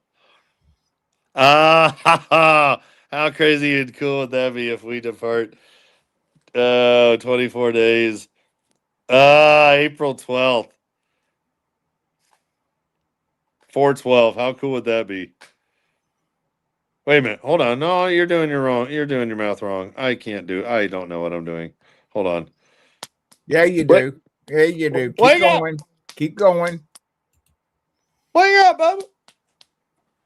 1, 2, 3, 4. Yeah, nope. That's that. Yep, it's the 12th. Wow. Wow. My dream was that we depart on a Sunday night into a Monday. And it happens at the beginning of a work week, so it shuts down the entire world. That'd be so cool. How crazy would that be if the Harpazo is on 4/12? Because it's literally leaving a message to the entire world. 4/12, because you have Acts 4:12. Neither is there salvation in any other, for there is no other name under heaven given among men whereby we must be saved. Wow, how wild would that be? Man, oh man, oh man, oh man. Mm-mm-mm-mm-mm. Now, here's a wild conjecture, too, because what if, from our departure date, what if the 150 days forward or 153 days forward or something is the tribulation? I mean, there's something coming. That's what I'm saying. None of us have figured it out yet. You know what I mean? And I don't think any of us might not, but I mean, I don't even know if we'll. Yeah. But my point is, I don't know. It's just exciting times to be alive. I know. We're getting so close. We're getting so close. Every single day we're getting so close. It's so exciting, Artist Wendy. It's so exciting. It's so exciting. So exciting. I know. That's what I'm thinking. Like God leaving a message behind. 4/12. Right. People are going to be like, I know 420. What's 4/12? Watch them go Google. What's the Bible verse in the Bible that's 4/12? Pops up Acts 4:12. Neither is there salvation in nothing else, for there is no other name under heaven given among men whereby we must be saved. That'd be too cool. Yep. Oh yeah, they're gonna prophesy all right for 1260. You bet you they are. Oh man. I know, Kitty McG. Hope I said that right. I know it is 1 a.m. I still need to eat my dinners. Man, I tell you what. What's Steven thinking? His mind stopped. No, it hasn't, man. I mean, I'm just sitting there. I mean, it's like this ping pong ball in my head, because I'm thinking about the two Well, witnesses that's the thing, right because now. I people mean, have the more two questions. witnesses. What's the Do they walk up? Do they show Bobby up, and or do Joey? they come down? Who? The two witnesses. Do they walk up? Do they show You know up? what? I have a feeling that they're raised. They're raised from the dead. I have a feeling because I have a feeling they're the only two Old Testament saints that are raised from the dead at that time. And they come up and they're like, oh man, we still got work to do. Because there's two in the Old Testament that have unfinished business. They have unfinished ministries. Elijah and Moses. They have unfulfilled ministries. And they will be fulfilled. That's why it says in Revelation 11, verse, what is it? Yeah, when their ministry has been fulfilled. Seriously, it does, dude. It's like Revelation 12. Let's see here. Yeah, when their ministry is complete. Yes. Let's go to Revelation 12, verse 8. No. Revelation 11. Excuse me. I know better than 7 or 8 or 9. Yeah, there it is. Well,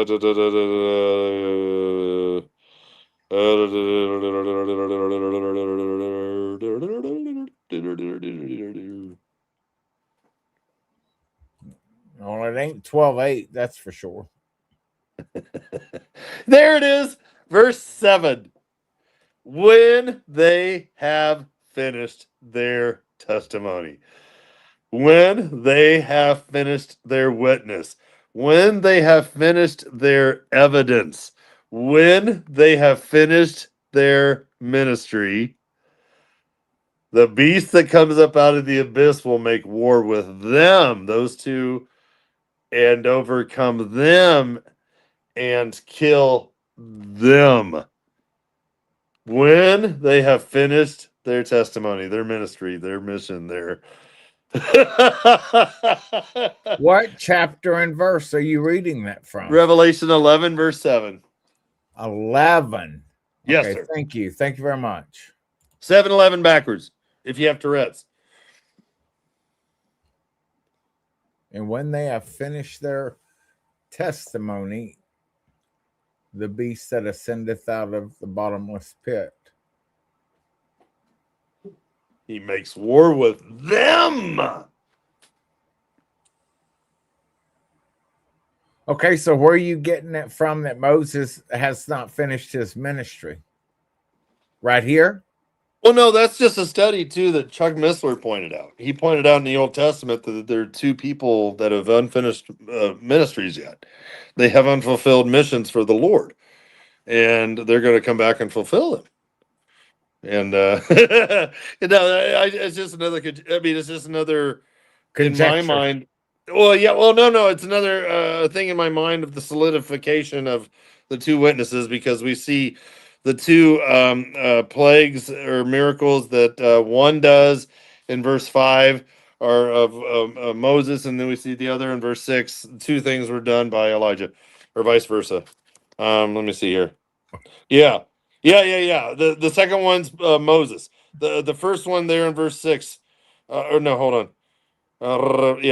These have the powers to shut up the sky so that no rain will fall during the days of their prophesying. That's Elijah. And they have the power over the waters to turn them into blood and to strike the earth with every plague as often as they desire. That's Moses. When they have finished their testimony, their witness, their mission for the Lord. And I love it because we see the harpazo wording. Or no, we see the not the harpazo. Well, we do see the harpazo wording, but we see it again from Revelation 4:1, where Jesus says to his bride, "Come up here," and he says to these two witnesses, "Come up here."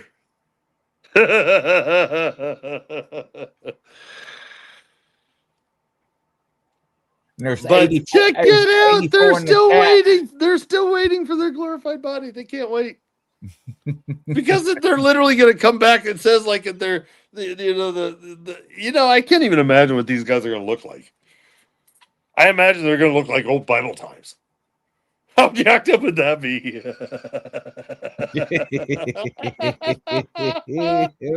You know what? Seriously, because there's no wonder why the world's going to be so happy. Finally, these two idiots that look like they've been in the desert since the 640 BCs or something. They've come to life. They stink. They're weird. They do these weird miracles, like something like I mean, I can see it. I can see it. I can see it. I know. I mean, it's just I mean, 84 inch. it's just Yeah, they'll be in sackcloth. That's what I'm saying, man. They live, sackcloth. a couple thousand, 2,500 years ago or whatever, and then all of a sudden they pop up in these modern times, and there's cars and stuff. Yeah. And you know what? And that's the other thing, is we've seen the two witnesses before because they've been there with Jesus. That's how all the disciples are like, hey, do you want us to make a place for Moses and Elijah? They don't have Facebook. They don't have Polaroid pictures of Grandpa. They don't know what You're taking the words out of my mouth right there. I mean, how did they know? And they knew exactly who they were. And they were asleep. They're half asleep, and they're going. They woke up and they knew exactly. They're like, "Hey, these are cool guys. We've heard stories. You want us to go make them something to eat? Come on." Yeah. That's why I'm excited. Yeah.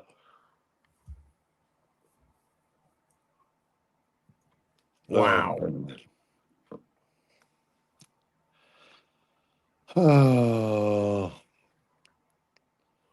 And after 3 days and a half, the spirit of life to them. Mm-hmm. And they stood upon their feet, and great fear fell upon them which saw them. And they'll literally be dead for as long as Jesus was in the tomb. But they'll be laying on the ground. He was in the tomb. Notice how it says 3.5 days, because Jesus was in the tomb 3.5 nights.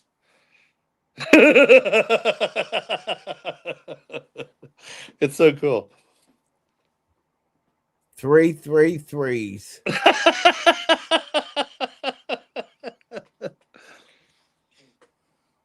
Oh my gosh.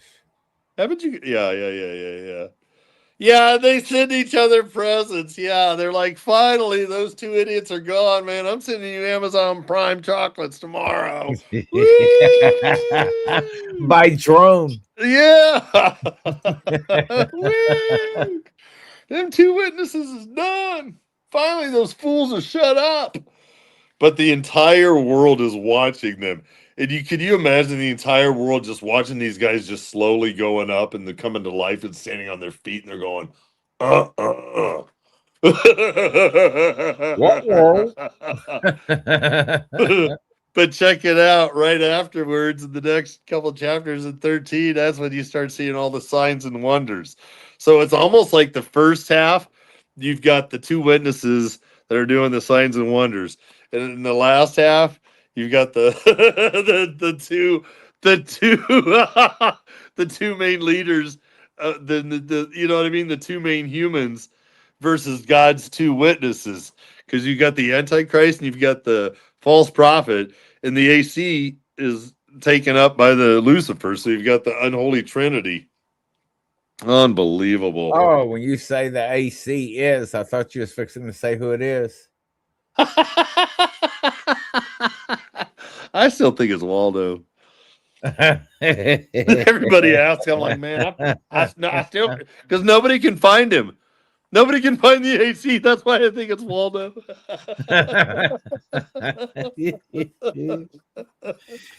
Oh my. Oh gosh. I know, that's right, Wendy. I know. Jesus is so waiting to come get us. Oh my gosh. He's so excited. Okay, here we go. All right, so Waldo in the pit. Now we're moving right into right here on verse 18. And here's wisdom. Let him that hath understanding count the number of the beast, for it is the number of a man, and his number is 666. So his number is 18. That's right. And let him who has understanding. As a child. That's right. And if you ask a child to count 600, yeah, 666. If you ask them to count out 666, they're going to add 6 plus 6 plus 6. And that equals 1 plus 8. That equals 18.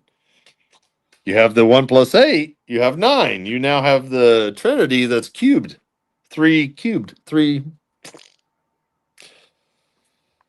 But the 18 is the big important one, because the Jews are going to accept someone who comes in the name of 666, because they're going to take somebody who comes in the name of 18, because 18 is the total that the Jews, it's a special thing to them. Because the number 18, as Stephen knows, brings to the Jews, that number means it brings life. And the Antichrist is going to bring life, but from the wrong source, from Lucifer himself. Am I right? No. Oh, there's no doubt in my mind about that one. Wow. Waldo's is 18 years old. Oh no. Oh no. So he comes in as life. Oh no, this is like a bad idiocracy movie. Hey man, who's your Antichrist? I heard he was coming. Man, you ain't gonna believe this. This guy wears white and red stripes. Waldo.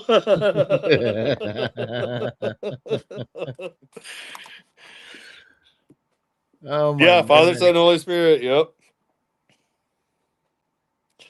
I know the number stuff. I know. Because I almost wonder if the 666 is because everyone's going to have a digital identification number. They're going to have a universal identification number, a UIN. And I believe somehow of that UIN number, you're going to be marked and known that you're part of him by 666 in somewhere in that number. Almost like this is now your new area code. This is now how you are known to be part of me, because I've attached these 3 numbers. You're now part of my system. That's how I see it. Yeah. And it can't be something like that. Something like that, at least. Yeah. I think. I don't know. It can't be taken back either. Yeah. No returns. Yeah. And like Bob was saying earlier, I never knew that about the frequency stuff. Oh, and if your body can't handle it, it almost makes sense why you would want some kind of a marking thing, that's some kind of electronic thing. And what they'll say is that this will allow your body to successfully be connected to the internet of everything. And they will seek death and will not find That's it. what I mean. Something's coming. Yes. And that thing is going to change you. That's why that's why it says once you've taken it, you can't untake it, because you've been DNA changed. And it almost sounds like this is why only Noah, his wife, and his 3 sons were, you know what I mean, genetically pure. They have not been tampered with. Same thing, I believe. The reason you can't, once you take this tampering of your DNA that is God created, you then cannot undo that. Yeah, that's right. That's crazy town. Yeah. Yeah, the UPC, Antichrist. Yeah, did you see what Brett said? The Antichrist modem, 6G. It's true. That's awesome. Where is it? Let's go over here. 18 to the Jews. Crunchy 8.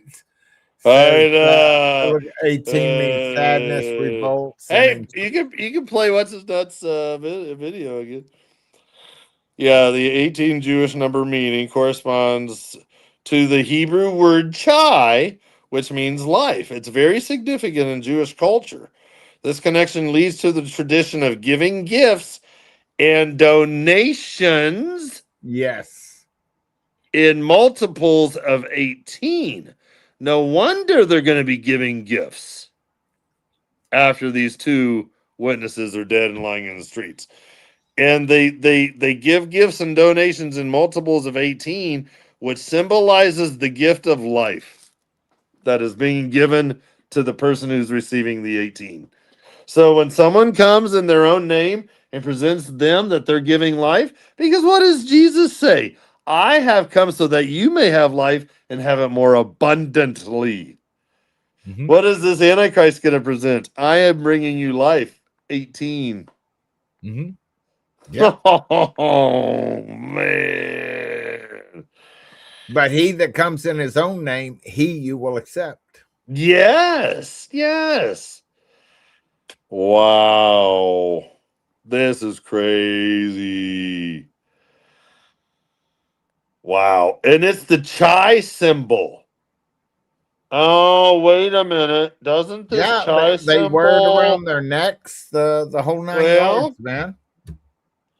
we need to find out what this chai symbol, and this is backwards, of course, but how this relate, and it almost reminds me of two prongs going into your body, of like a Ooh. marking system. Oh. Look at that. Mm. I don't know. I'm just saying. Yeah, it's a huge thing. Giving life. Yeah, they suggest, yeah, even mailings from Jewish charities usually suggest that the amounts that you give to the charity is then in multiples of chai. 18, 36, 54, 72, 90, etc. Right Instead there. of multiples like 10 or 25. Yeah, count the number. Count it. Oh, wow. You have that? What Yeah, is see that? the Hebrew root meaning more than Wow, than just just life. life. Oh, wow. Wow. There it is. Wow. At the surface, Chet equals 8, Yud equals 10, total 18, Chi life. But each letter carries meaning, often associated with a boundary or enclosure. It's going to enclose people, can symbolize life within a protected space like a house or covenant community. The smallest letter represents the divine spark, the hand of God, or point of creation. Put together, Chi can be seen as the divine spark dwelling within a protected vessel. Checked. Because the wording too that they use, and what is that symbol? It's chai. What did the Jews say? They say, I'm Israel chai. I'm an Israel high. You know what I mean? They say it because it's that chai word. I'm Israel chai. Israel will live. They say it right here. Yeah, look at this right here in Luke 13, 11 through 16. Jesus heals a oh no, 18 years. Oh wow. Yeah. Oh wow. Choose life. Wow. That's cool. 18. DJ, I know, right? I know. Look at all this. This is so cool. Oh wow, Archangel Michael. Oh wow. I guess it's Oh, the blow on the doorpost. That's a good one. Yeah, bring me some money, please. here's the gifts after the two Moral witnesses are dead. theology in action. Wow. That's what you were reading there. The tzedakah, the charity is not on righteousness. Oh. It becomes a kind of numerical shorthand for blessing. Oh Yeah. my word! So I mean, and if he's going to bring 18 life blessing, I mean, oh my word! Yeah, that Proverbs 19:17, giving to the poor is lending to the Lord. Yeah, yeah. Identity marker, life as central to Jewish faith. And this is why the number is so big, why it's even mentioned as 666. I mean, because it's something big. It's something with these numbers. Yeah. Yeah, and look at that in the Kabbalah. Life is seen as Ugh. something that flows from God into creation. 18 Well, becomes and this is also that whole thing of the chakra thing, which he's going to bring in, because it's all part of this Kabbalah tree, which is all part of the 13 things or something. It's yeah. dark. It's so dark. It's also dark. Yeah. Yeah. I mean, they've taken everything for good and they've turned it for darkness. I mean, this is why God is judging Israel. This is why there is even a 7-year tribulation, because God is going to spank his people back into submission. You stubborn people. Yeah, this is what, yeah, life is sacred. Look, God is the source of life. If this guy comes in the name of 18, he is now bringing life. That's what this is that Yeah. there's something evil. Yeah. Wow. This is crazy. Wow. Wow. See. Wow. It's the number 7, directly biblical, completion, perfection. 12, government, tribes, apostles. 40, directly biblical, testing, trial. 18, cultural, linguistic, life, kind, blessing, vitality. That's like fleshly. Yeah. That's kind of like that. The little video I have of Kushner. His generation will be either the last to die or the first to live forever. So we need to keep ourselves in pretty good shape. You've seen that before, right? I know. Yeah. Yeah. I mean, they want to live forever in their sin, Yeah.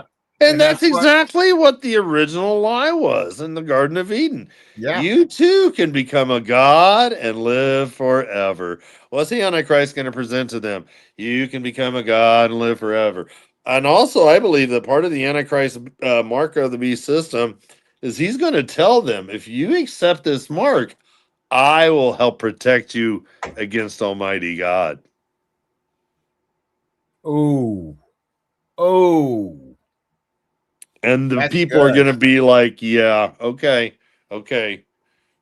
Mm-hmm. Wow. This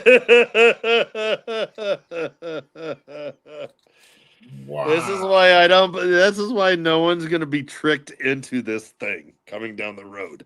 This is why people die for not taking it, because they believe in Jesus. They're like, no, I know this is coming, and no, I won't have any part of it. You're going to die. That's fine.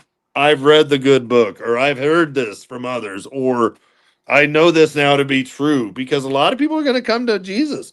This is why the greatest history in the world is still coming. In history is still coming.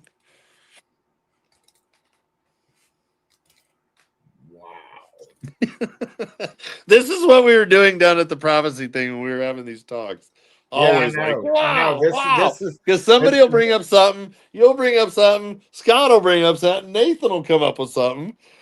I I'm like, know. oh, geez. Coastal, Angie, all the. I'm like, I know. I know.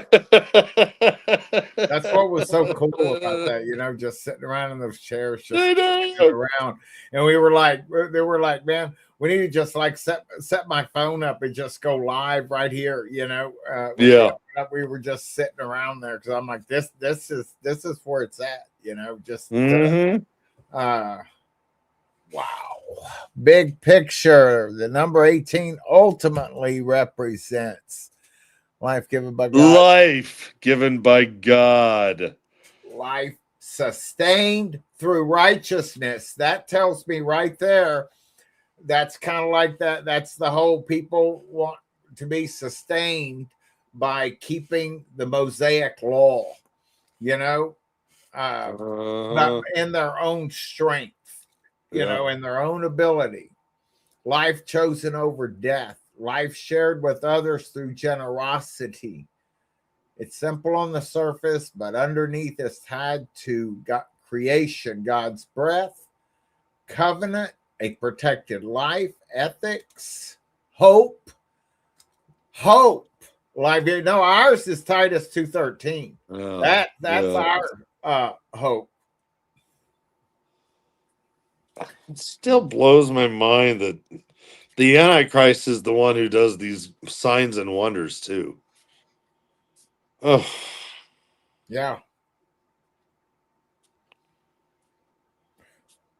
Well, I'm not going to mention.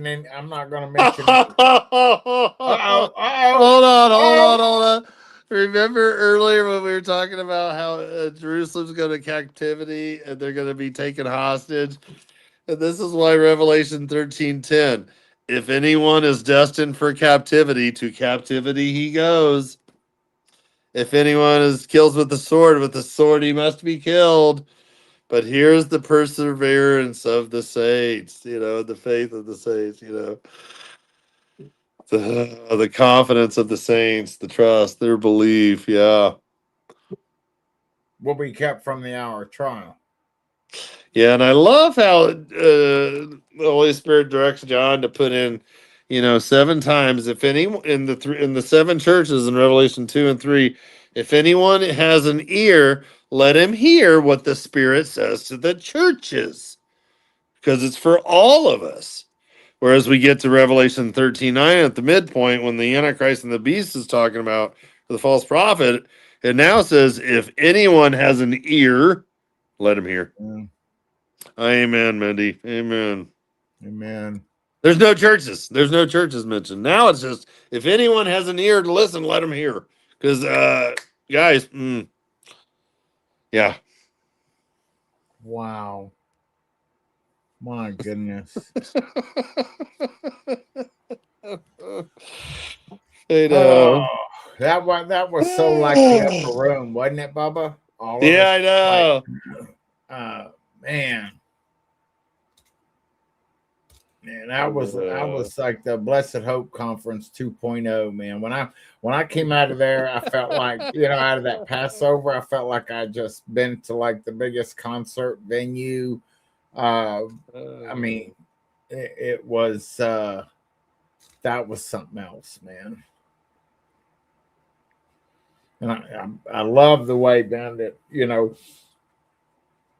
we of course went, well, whew, yeah, we went and ate that Chinese food, man. And I'll tell you what, I hadn't eaten that much, and usually I'm just around here eating like a cold hot dog or something. Yeah. And then to go, and it was so good. I had 2 platefuls, and man, and I thought, after I had to just go lay down for a couple of hours. I know. I had to eat. I know. Oh man, I wonder if I can get this uploaded real quick before we. Oh, sure you can, man. Let me see. Hold on. Keep going. Let's just. You're good. Talk about number 18. There's none good, Bubba. Just one. Oh, dude, I've realized every single food item you buy from Aldi says bioengineered. Really? Every single one contains bioengineered food products. Every single thing. The only thing I can think of that they don't is their fruits and vegetables, but they're crossbred, so they're not. I mean, they're GMO.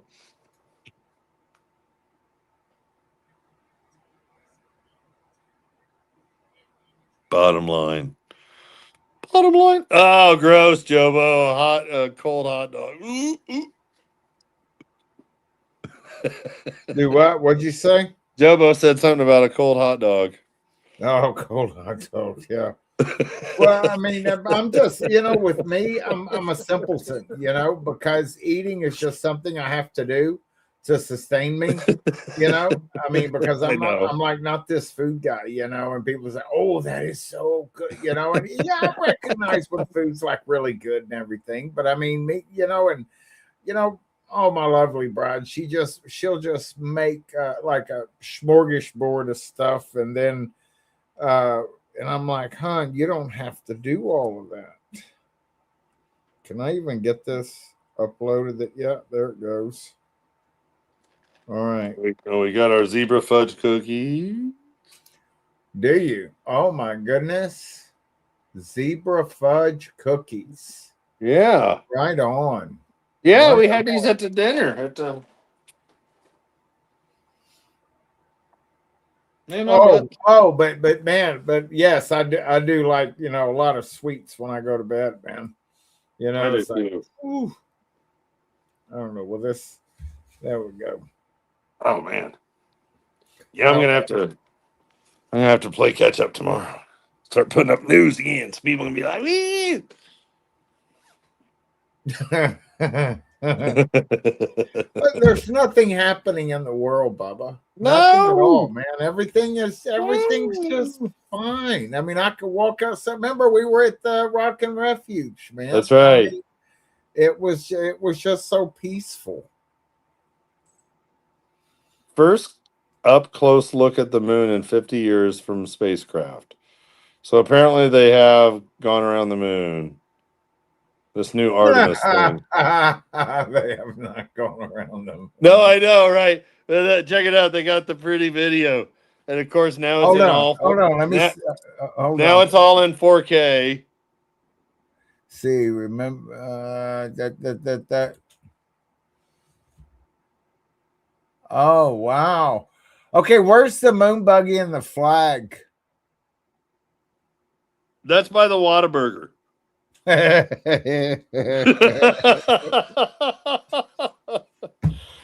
Historic first. Artemis 2 crew has just passed by the far side of the moon. We are earthbound and ready to bring you home. Yeah, I guess something happened to it in the communication. Well, of course, communication went out when it went on the other side of the moon. I wonder if they used the same two cans with a string that they used back in when we went to the moon the first time, right? We are earthbound. And your flight director have flipped their Artemis 2 patches around. We are earthbound and ready to bring you home. Yeah. They're ready to step out of that skiff and go home, right? You know what I'm saying? Because whenever they're Call me an Uber. Oh, but like that. Remember when they they were like before Congress, and it was on the record that yes, I've seen or we have non-human biologics, and then it goes nowhere, and it's like and then it's like okay, then.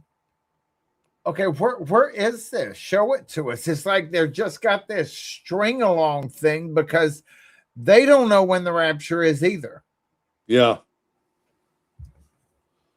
Wow.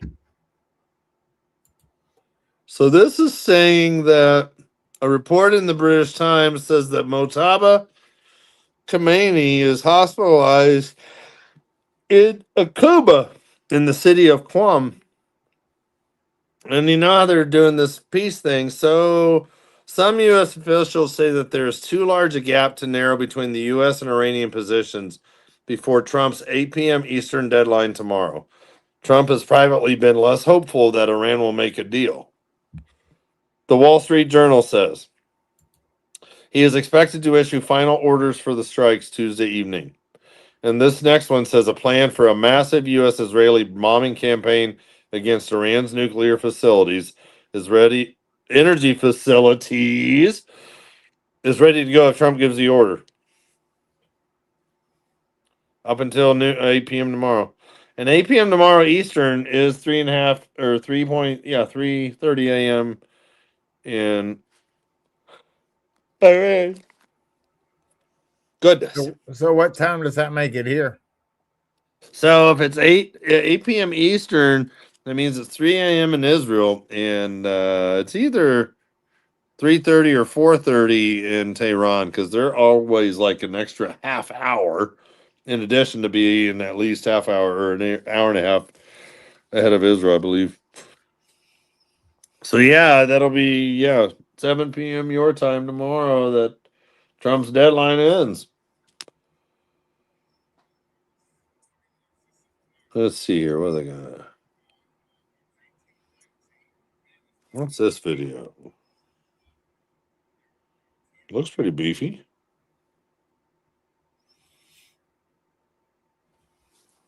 Wow, I wonder, but this thing I wonder if this thing will let me pull it. Because, see, you remember that tank I bought, Bubba?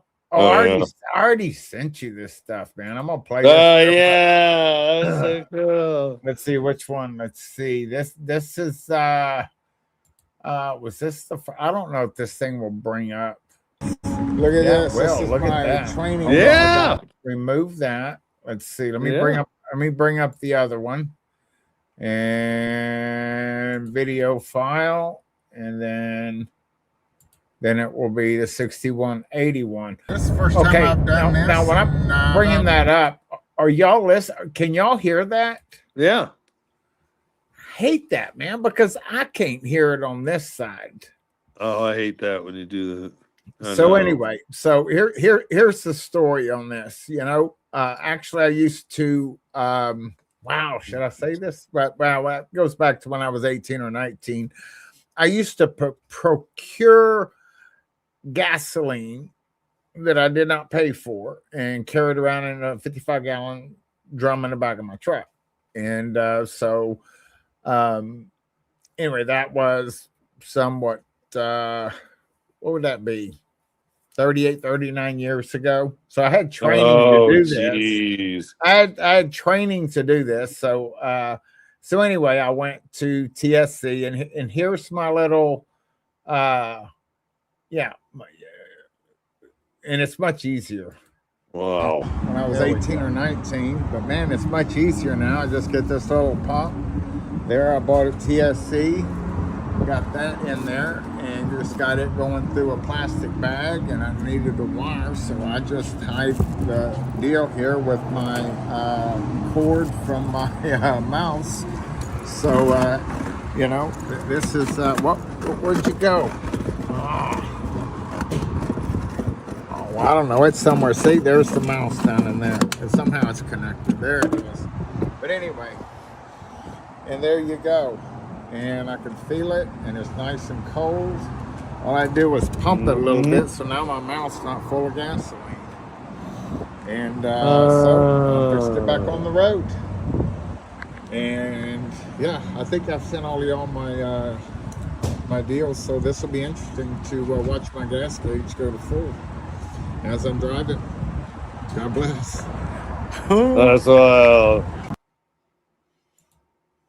First time I've done this in about 38, 39 years, driving down the road with my gas gauge going to full. So when I started back there, I had 74 miles to empty. And so, I had it was 180 miles. Straight. No, 0. It was 80. So I've gone 22 miles and I'm almost half full. So I'll have to, so if that's half full in 20 miles, so I'll have to pull over again here in about 20 miles and we'll be filled up as we're driving down the road. Boom, bada bing. So you got our little hose in the tank running back there. Everything running smooth. God bless you guys. Wow. Anyway, that was awesome. just ingenuity. That's wild. Anyway, I know I'm boring everybody with my little video. No, you're good. Wow. Oh, man. So we're let's kick that right out of there, man. There we go. But that worked quite well.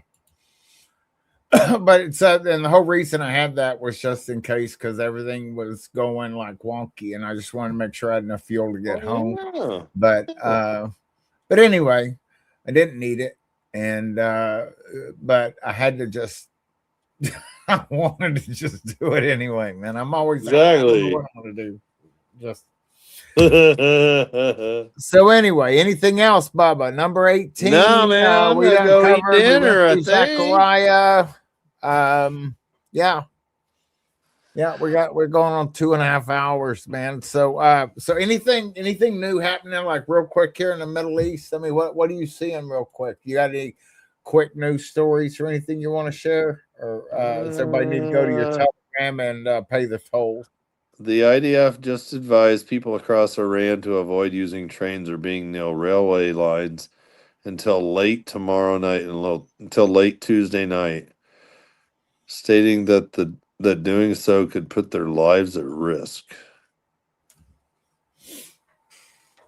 I've never seen Israel declare a thing on their train lines. So now we're talking Ukraine style destruction, or Russia hitting and taking out Ukraine's trains and stuff.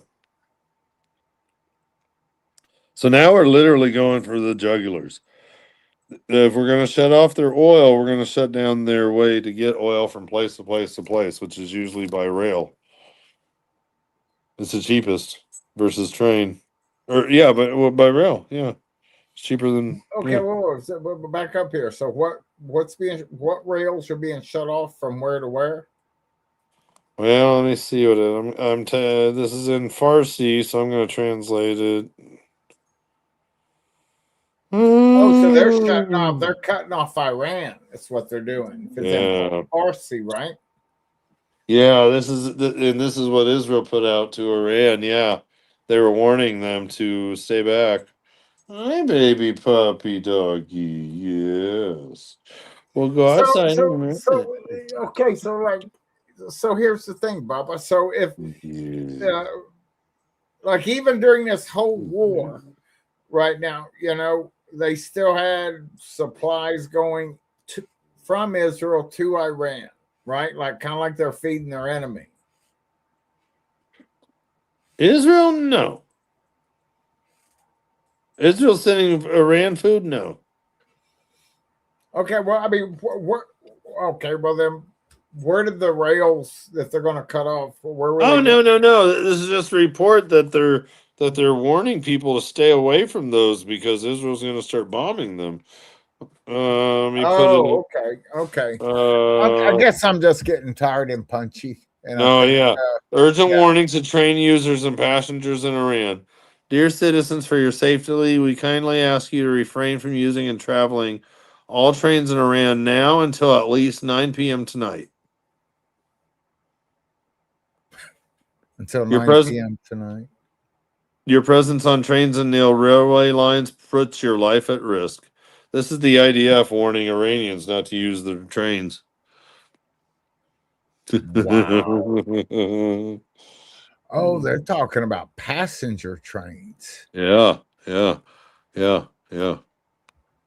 Let's see what. Today's the 7th.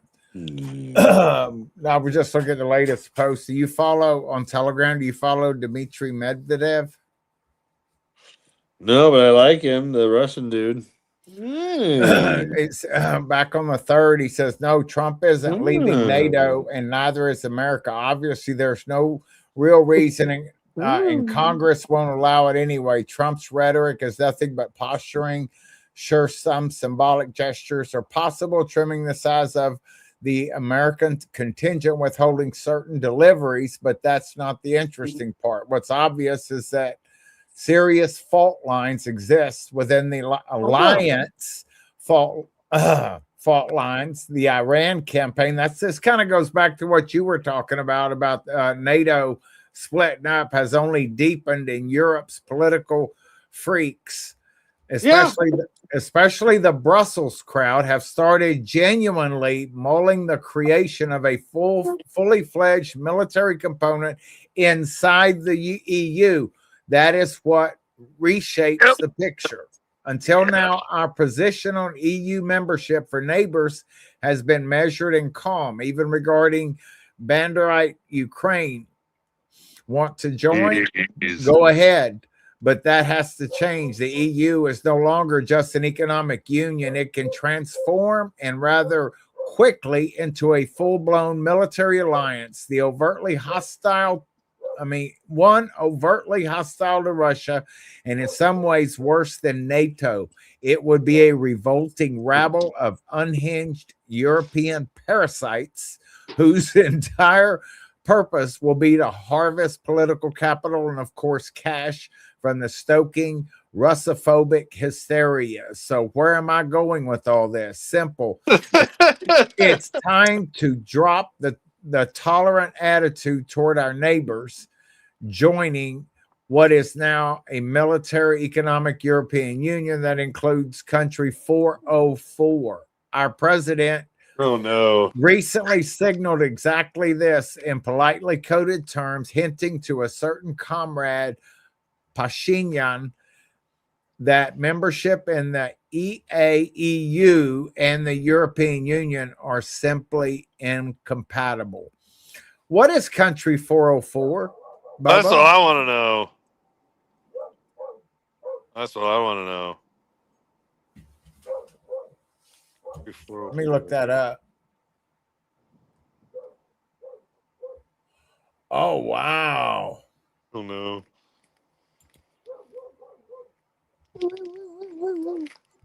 Good girl. You could potty. Yes.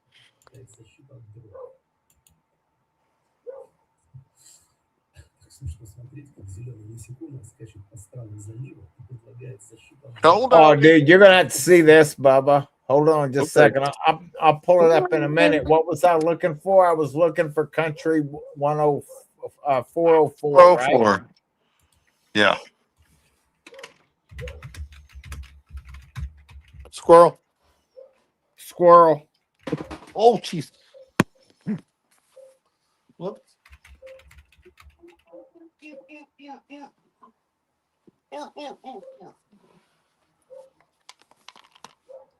Country 404. Okay, country 404. It is a derogatory political meme and slang term used primarily by Russian nationalists and pro-war commentators to refer to Ukraine. Ukraine, yeah. It plays on the concept of the 404 error that we see on web pages. Wow. Okay. Suggesting that Ukraine does not exist as a sovereign nation. Yeah, just like the term is a reference to the internet standard 404 page not found. Sorry, Ukraine. Oh man. That's crazy. Hold on, I've not watched this yet, man. And I wonder. Let's see. How do I do that? Oh, I know how to do that. I just do bop. Let me go to that one. Yeah. We're going to share that. There we go. And then we're going to pop this up. Oh no. Uh-oh. All right, right here. Look at this. This was posted. Hold on. This was posted whenever it was. I mean, it wasn't too long ago.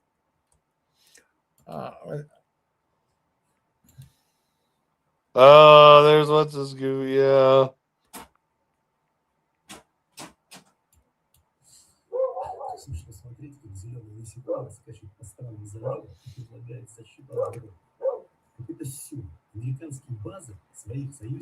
защитить для своих, исчезающее государство готово. Да куда следующего лишь? Ближе всего интереснее персонажа. Тихуанский картель, ну или картель Синалова. Он же потребитель этой продукции. Он тоже довольно нужен для перевозки спецгрузов и для борьбы с конкурентами. Okay, did you understand that, Bubba? Hold on a second to get the dog leash off. Do what? Had to get the dog leash off. I don't know if I can slow this thing down, man. I can't. Hold on. Oh, this is better. Now I can get to, because before I couldn't. There's that.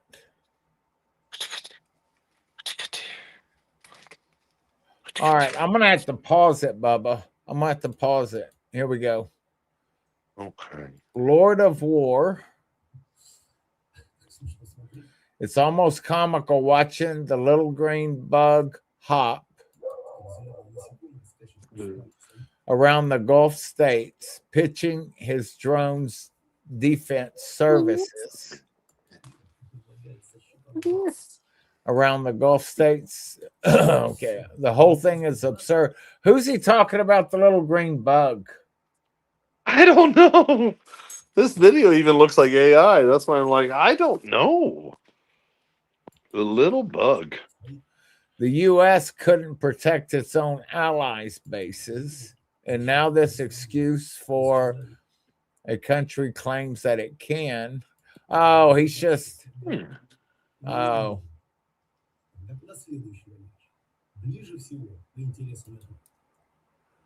Oh, he's talking about the T-Man, judging from the guy's interest that would be in the Tijuana cartel. Oh. Or maybe it's the Sinaloa. After all, he's their loyal customer. Oh, no. And hey, cartels need drones too. Perfect for moving. That's right. And their special cargo and taking out the competition. Cartels need drugs too. Oh my goodness, man. That's nuts, Bubba. Wow. Are we still live? Oh, we're not. We're still live. We're not backstage. Okay. Tell anybody.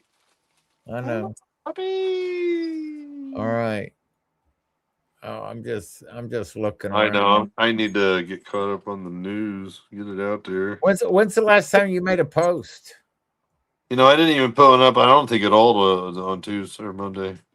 I didn't even start off in my devotion verse. Maybe I did. I can't remember. You posted something. I disappeared for 4 days. Here's. Oh yeah, that little short video I did. I talked about all you guys. Aw, I haven't watched it yet, man. I figured I'd do a different kind of clip and do it in an up and down version. Hey guys, it's Bubba. Hey guys, it's Bubba. This is Bubbalicious. Oh, this is the one you were telling me about, right? Yeah. Yeah.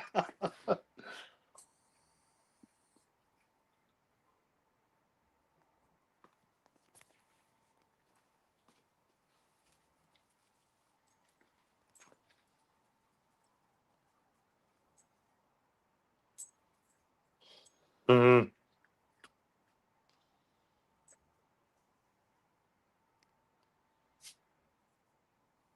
I know, teacher. Oh, this is awesome. Yeah, no one can hear the audio. Uh-oh. Nobody can hear the audio. Oh, it's because I don't. Sorry. Oops. I did it again. No, that's the problem. Okay, I'll finish that because see, if I share the audio on the when I share like the whole screen on Telegram, if I play anything, it comes through double feed. And so I have to kind of I have to watch that, or else it'll totally come through, double feed. Yeah. So I'll have to switch that around or something. But it's Bubba. Yeah, if you just start it, I'll hit the play button so people can hear it. If you start at the beginning, I'll just hit play right when you start it. Hold on a second. Okay, let's see. You got it? All right, Here we go.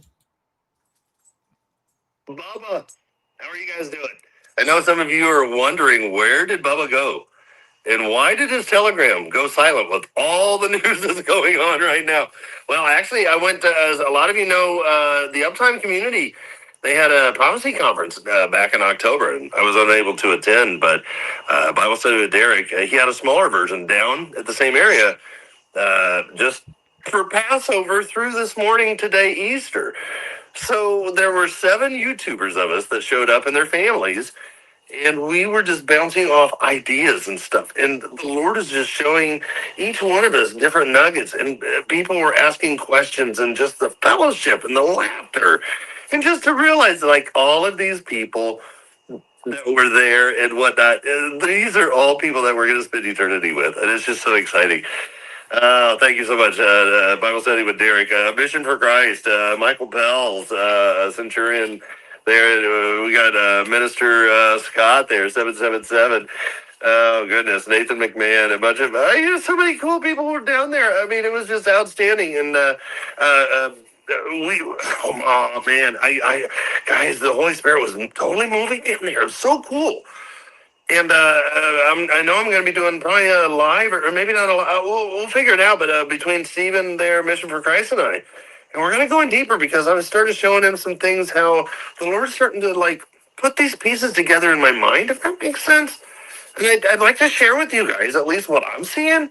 And you guys be the judge. You know, who am I? You know what I mean? But what I see is coming, because the multi-front war it's literally at Israel's doorstep.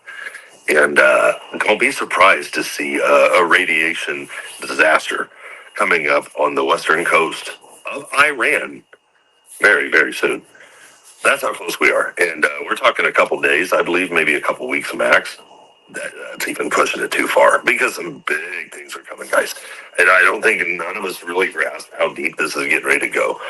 But yeah, we've got to do this major update coming up soon, and I'm going to start throwing out the news tonight. But I wanted to throw this up to you guys, because I know a lot of people have been not bugging me, but no, people have been texting me, calling me and stuff. It's like they just want to make sure I'm okay, and I love that. So I ask for your prayers. I ask for your guidance with finances and whatnot. And thank you so much for being there. And because if you're born again as I am, we're all family. And soon we'll be together.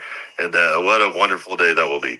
And I'm going to close it out right now with this Easter Sunday, and just say, Maranatha, Jesus Christ is coming so very, very soon. Wow. Wow. Yes, I feel the same way, Jenny Joe. I'm sick of fighting. I just want to go home. That's exactly the way I feel. That's why I just like, man, I don't want to argue with nobody, nothing. See, well, because it's just just the enemy trying to divide and conquer. Yes. Y'all. Hey, Bubba, get off of the TV. Bubba. It sounds like Angie's in here. Oh man, it was awesome when I showed up. People are like, I hear Bubba, but I hear his voice and I hear his laughter. I know. Wow. Oh my goodness. Puppy dog, what are you doing? What mess are you making in here? Of course. Right. Oh yeah. That's yeah. Cool. So yeah, I disappeared for 4. So you said you disappeared. So you telling me that you didn't make any posts while you were in? I did a couple, but my point is, like, me doing like 20 or 30, or you know what I mean. It just felt like, okay. Compared, if people are like, dude, what's going on? And I'm like, I'm fine. It's a nice break from giving my mind a break from, because I mean, watching this stuff all the time, you can get a form of PTSD. Seriously. Yeah. I know, man. Yeah, and then you couple PTSD, and your mind will just keep going, and it's hard to turn it off. Your mind and relax and unwind, and oh my god, PTSD yes, slash ADHD. Yeah. You put those two together, dude. Yes. That's like a whole new category, man. Oh my goodness, it's so true. You guys already eat? All right, let's see. Oh, yeah. It was let's see. I just don't know how y'all do it. Like, the watchwoman Lisa and Natalie and Marty's 2-minute warning. And I mean, wow. Iran urges young people to shield power plants with human chains. As Yeah, right. Like some of these headlines that we read, you're like, what? What are you talking about? Come on. well, no, remember that? Remember the story that broke or whatever? I think when we were there, that and everybody ran with it, saying that the pilots were captured or something, and it was footage from what was it, the Iraq War or something like that? Yeah, that colonel dude that they had up, like they've captured one guy. So before that story even came out, I Googled it. They're like, this is from Operation Iraqi Freedom in 1991. Yeah, you don't want to share this as today's news. I'm like, right. But people, that's what I'm saying. People are sharing videos. And the other night, somebody put out just today, someone shared a video. Mario Nawfal, Nawfal, and he puts out a lot of good stuff. But I'm like, dude, why are you putting this out today and saying it's certain location when that video came out last night and I know exactly where that location is? So why are you people lying to get more clicks? That's a big one right now. Because Yeah. there's so much false news going out. Oh man, I know you guys in the viewing land. You guys know exactly what I'm talking about. Deception's everywhere. I know. So let me ask you a question, Bubba. So we're the Strait of Hormuz. Yeah. What the oil that comes out of there. So where does that oil come from? Does that come from Iran or the other Arab states? Yeah, Iran. Iran's got a healthy. Hold on, my dog's down here. Come on. Because what I'm looking at, because right here it just says that IDF strikes Iran's largest petrochemical facility in Aswala, disabling. That was a big one today, and they also hit the Parchin oil fields once again today. Yeah.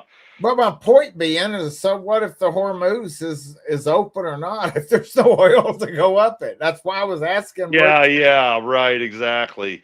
Well, because 20% of the 20 up to 23% of the global oil supply flows through the Strait of Hormuz, and that includes like the full-on United Arab Emirates and those guys, putting out the oil. Saudi Arabia, Kuwait, Bahrain, all of them. Oh, okay. So when the Strait of Hormuz is shut down, all of their pocketbooks are feeling it. Right. So so it doesn't matter that Iran's that doesn't got blowed up or whatever. Yeah. Trying to find what's the latest on the news end here. What you got? Did you get a tennis ball? Well, hello. Yes, here's puppy dog for those who need a puppy fix. Hi, babies. Where'd you go? Where's your ball? What you got there? Is that your ball? Well, it's like silver's going back up a little bit. What you got there? What you got there? We'll go eat it. Wow. Yeah, silver's going back up. That's about time for that goes back up because right now it's all about the oil. Let's see here. Yeah, they're showing more video about the moon, like in high def. Blah blah blah blah blah blah. Oh, so is that the latest? So because the distractions were, it was Epstein files. Mm-hmm. What was it before? I mean, then there was something else, and then of course, before that, like last year, was the big orbs and all that, Mm-hmm. and then remember MB333? I think that was last year with the lights flashing all over the world. Trying to think what and the I mean, there's just like, and then the disclosure thing coming up, Oh yeah. Oh yeah. I know the big thing coming up. Yeah, you're right. So this moon thing, like you're saying, like you were just talking about, that is the latest distraction, right? Yeah, that's what it's showing. What the babies? Huh? Oh, you knocked over Steven. Oopsie, I went sideways.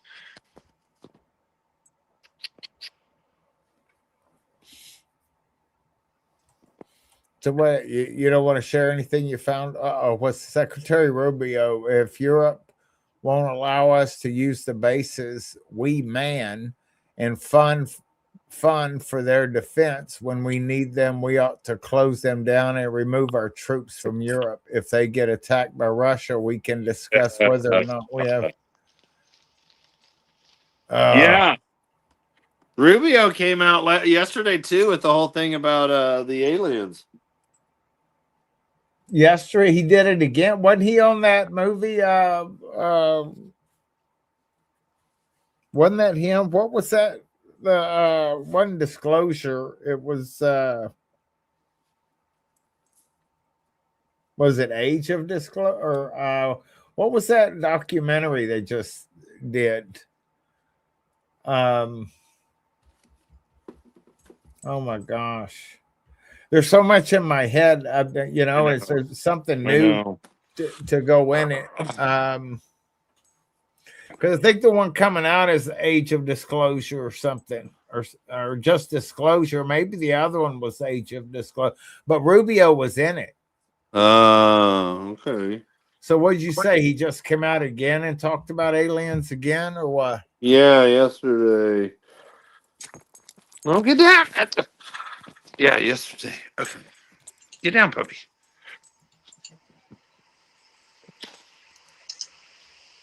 Let's see. America's doomsday planes were spotted circling above a key Nebraska airport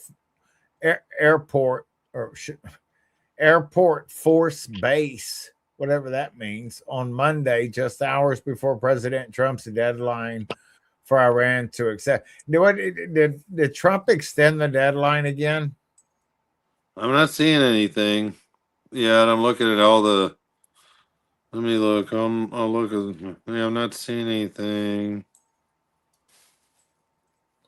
Okay, that's right. Trump. We're giving them until tomorrow, 8 Eastern, and after that, they're going to have no bridges, no power plants, stone ages. Yeah. Yeah. Okay, so that's the thing about Telegram. I can't ever tell what date. I see times. How do you tell when stuff is posted, Bubba? I don't know. Sorry, I'm trying to work on this. Keep this dog. Alrighty. Come on, go inside.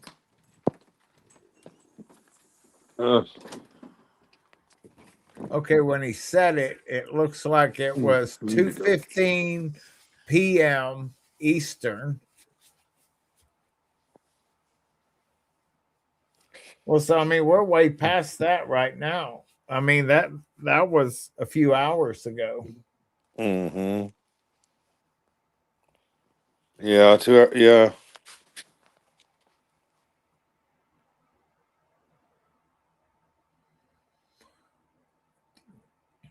Tuesday is not a deadline anymore. It is a countdown. There is not going to be any ceasefire. So is Iran ahead of us, or Israel? Are they ahead of us time wise? Yeah. Oh, jeez. Hold on. Dog's getting Go my ahead, wife. man. Go ahead. Take your time. Oh.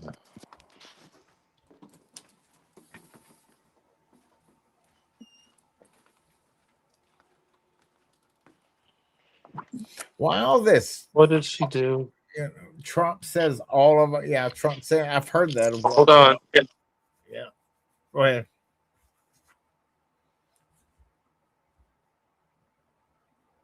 What about this one? What's the latest over here? Oh.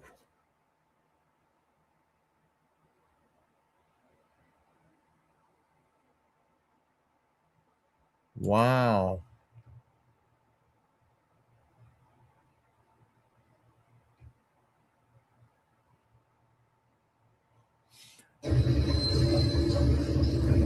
There's a massive explosion, Bubba, on near the Bridge of the Americas in Panama City, Panama.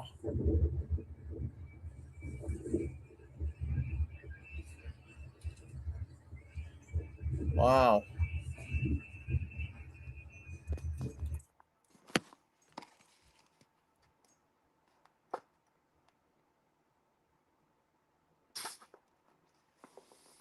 What does this mean? But they had to delete it shortly after the picture was posted because it revealed the truth they've been trying to hide.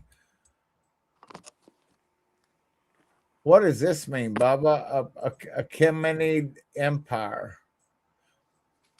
Is that like what? Oh, well. I guess Bubba's busy. All right. I'm not. No, see that picture? Is that like what Israel is intending right there, or is that what you're saying that Israel? Well, just say, but they deleted shortly after.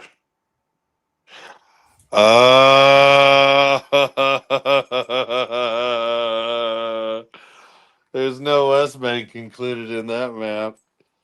It's just Judea. It's just Bible Judea. There's no West Bank. I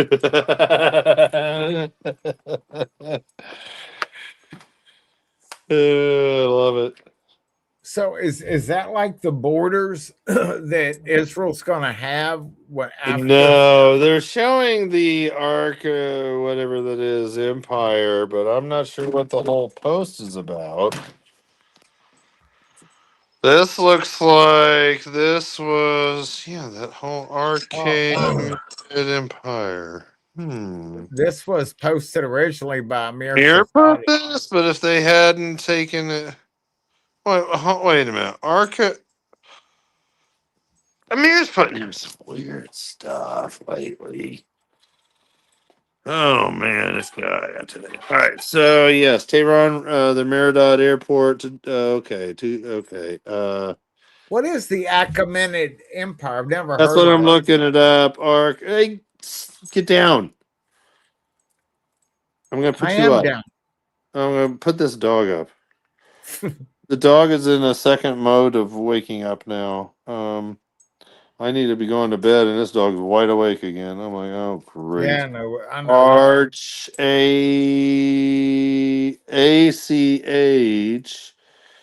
A Eminid. Okay, okay, this is the. Oh, why is he pulling up the Iranian Persian Empire from 550 to 330 BC? So this was an ancient Iranian empire founded by Cyrus the Great in this map in 550 BC. But Cyrus the Great came after they were in when they were taken to exile.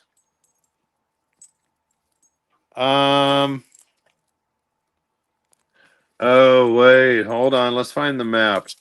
Okay. Oh no, that is the map. No, you guys have it right there in front of you. Yeah, it's the standard of Cyrus the Great, his empire.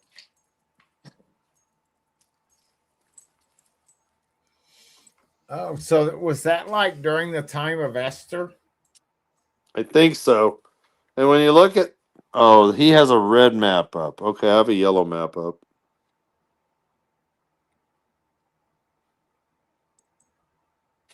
Well, they're not going to take up that much. Well, I mean, but they took the picture down because they've been trying to. Who is he saying this even came out from? I don't know. It just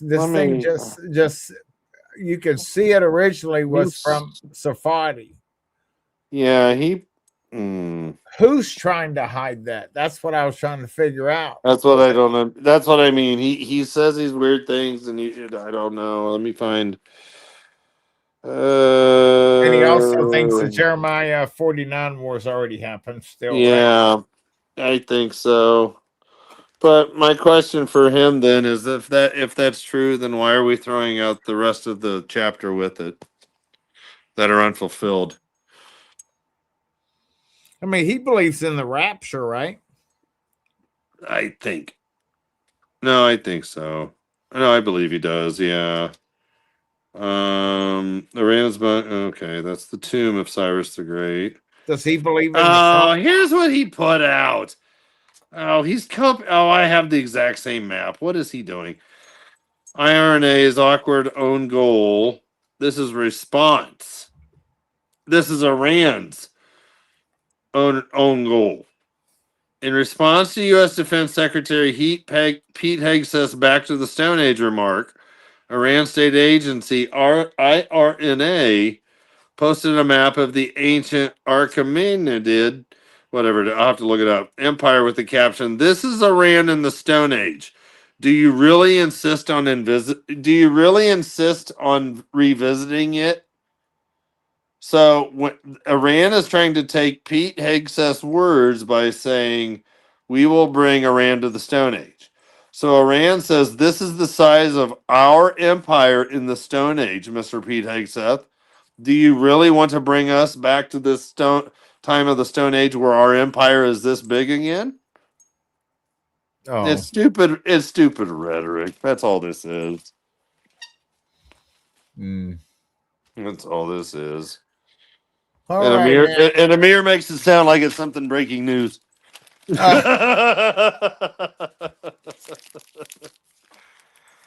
And it was removed right away after it was put up. China has quietly restricted large sections of airspace off its east coast for about 40 days. China.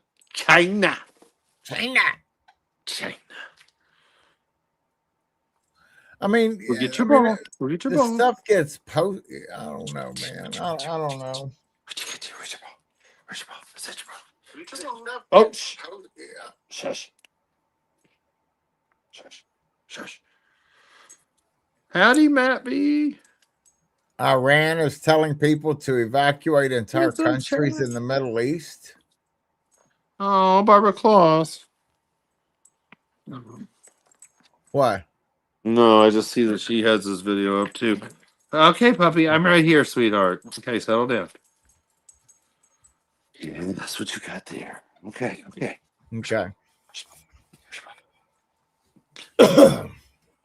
All right, guys. We're gonna close. It's 3 hours and 12 minutes. So yeah. I'm gonna go get some sleep. I know. I'm gonna go make me some dinner. All right. Well, yeah. Dinner. It's 2:15 Eastern. All right, I know. Stick around for a couple of seconds. Oh, you know I do. Of course. All right. Good night, Mindy. Philip, Mindy, John everybody. Bo. Yes. Who all's in there? Who's all in there? Akira. Yeah. Oh. Kira says, "I'm guessing it's really late in America." Yeah.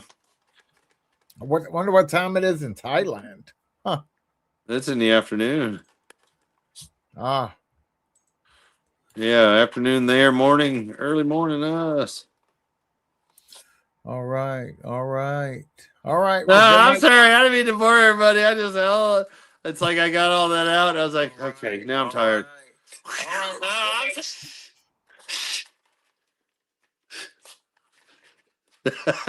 I'm telling my own TV. Yeah, see, Artist Wendy's just having her dinner. wow. My internet just blinked. He is pre-trip. Okay, good.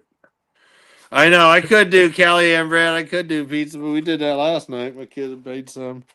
Well, my computer's been like, even when I was putting up like the Bible deal, it was it's like it wasn't keeping up or something. It was weird. I restarted the machine and it kind of still gets a little janky. All right, good night, guys. This time, really, good night. 3 hours, 15 minutes, man. Yeah, 2 minutes, 1 minute in the back, Bubba. Oh, you're fine. Good night, guys. Love y'all. Really, this. Let me think. Hold on. Let's see. Yeah, I'm all out of Red Bull. Oh no! All right, man. Night, guys. We'll see ya on the next one. God bless.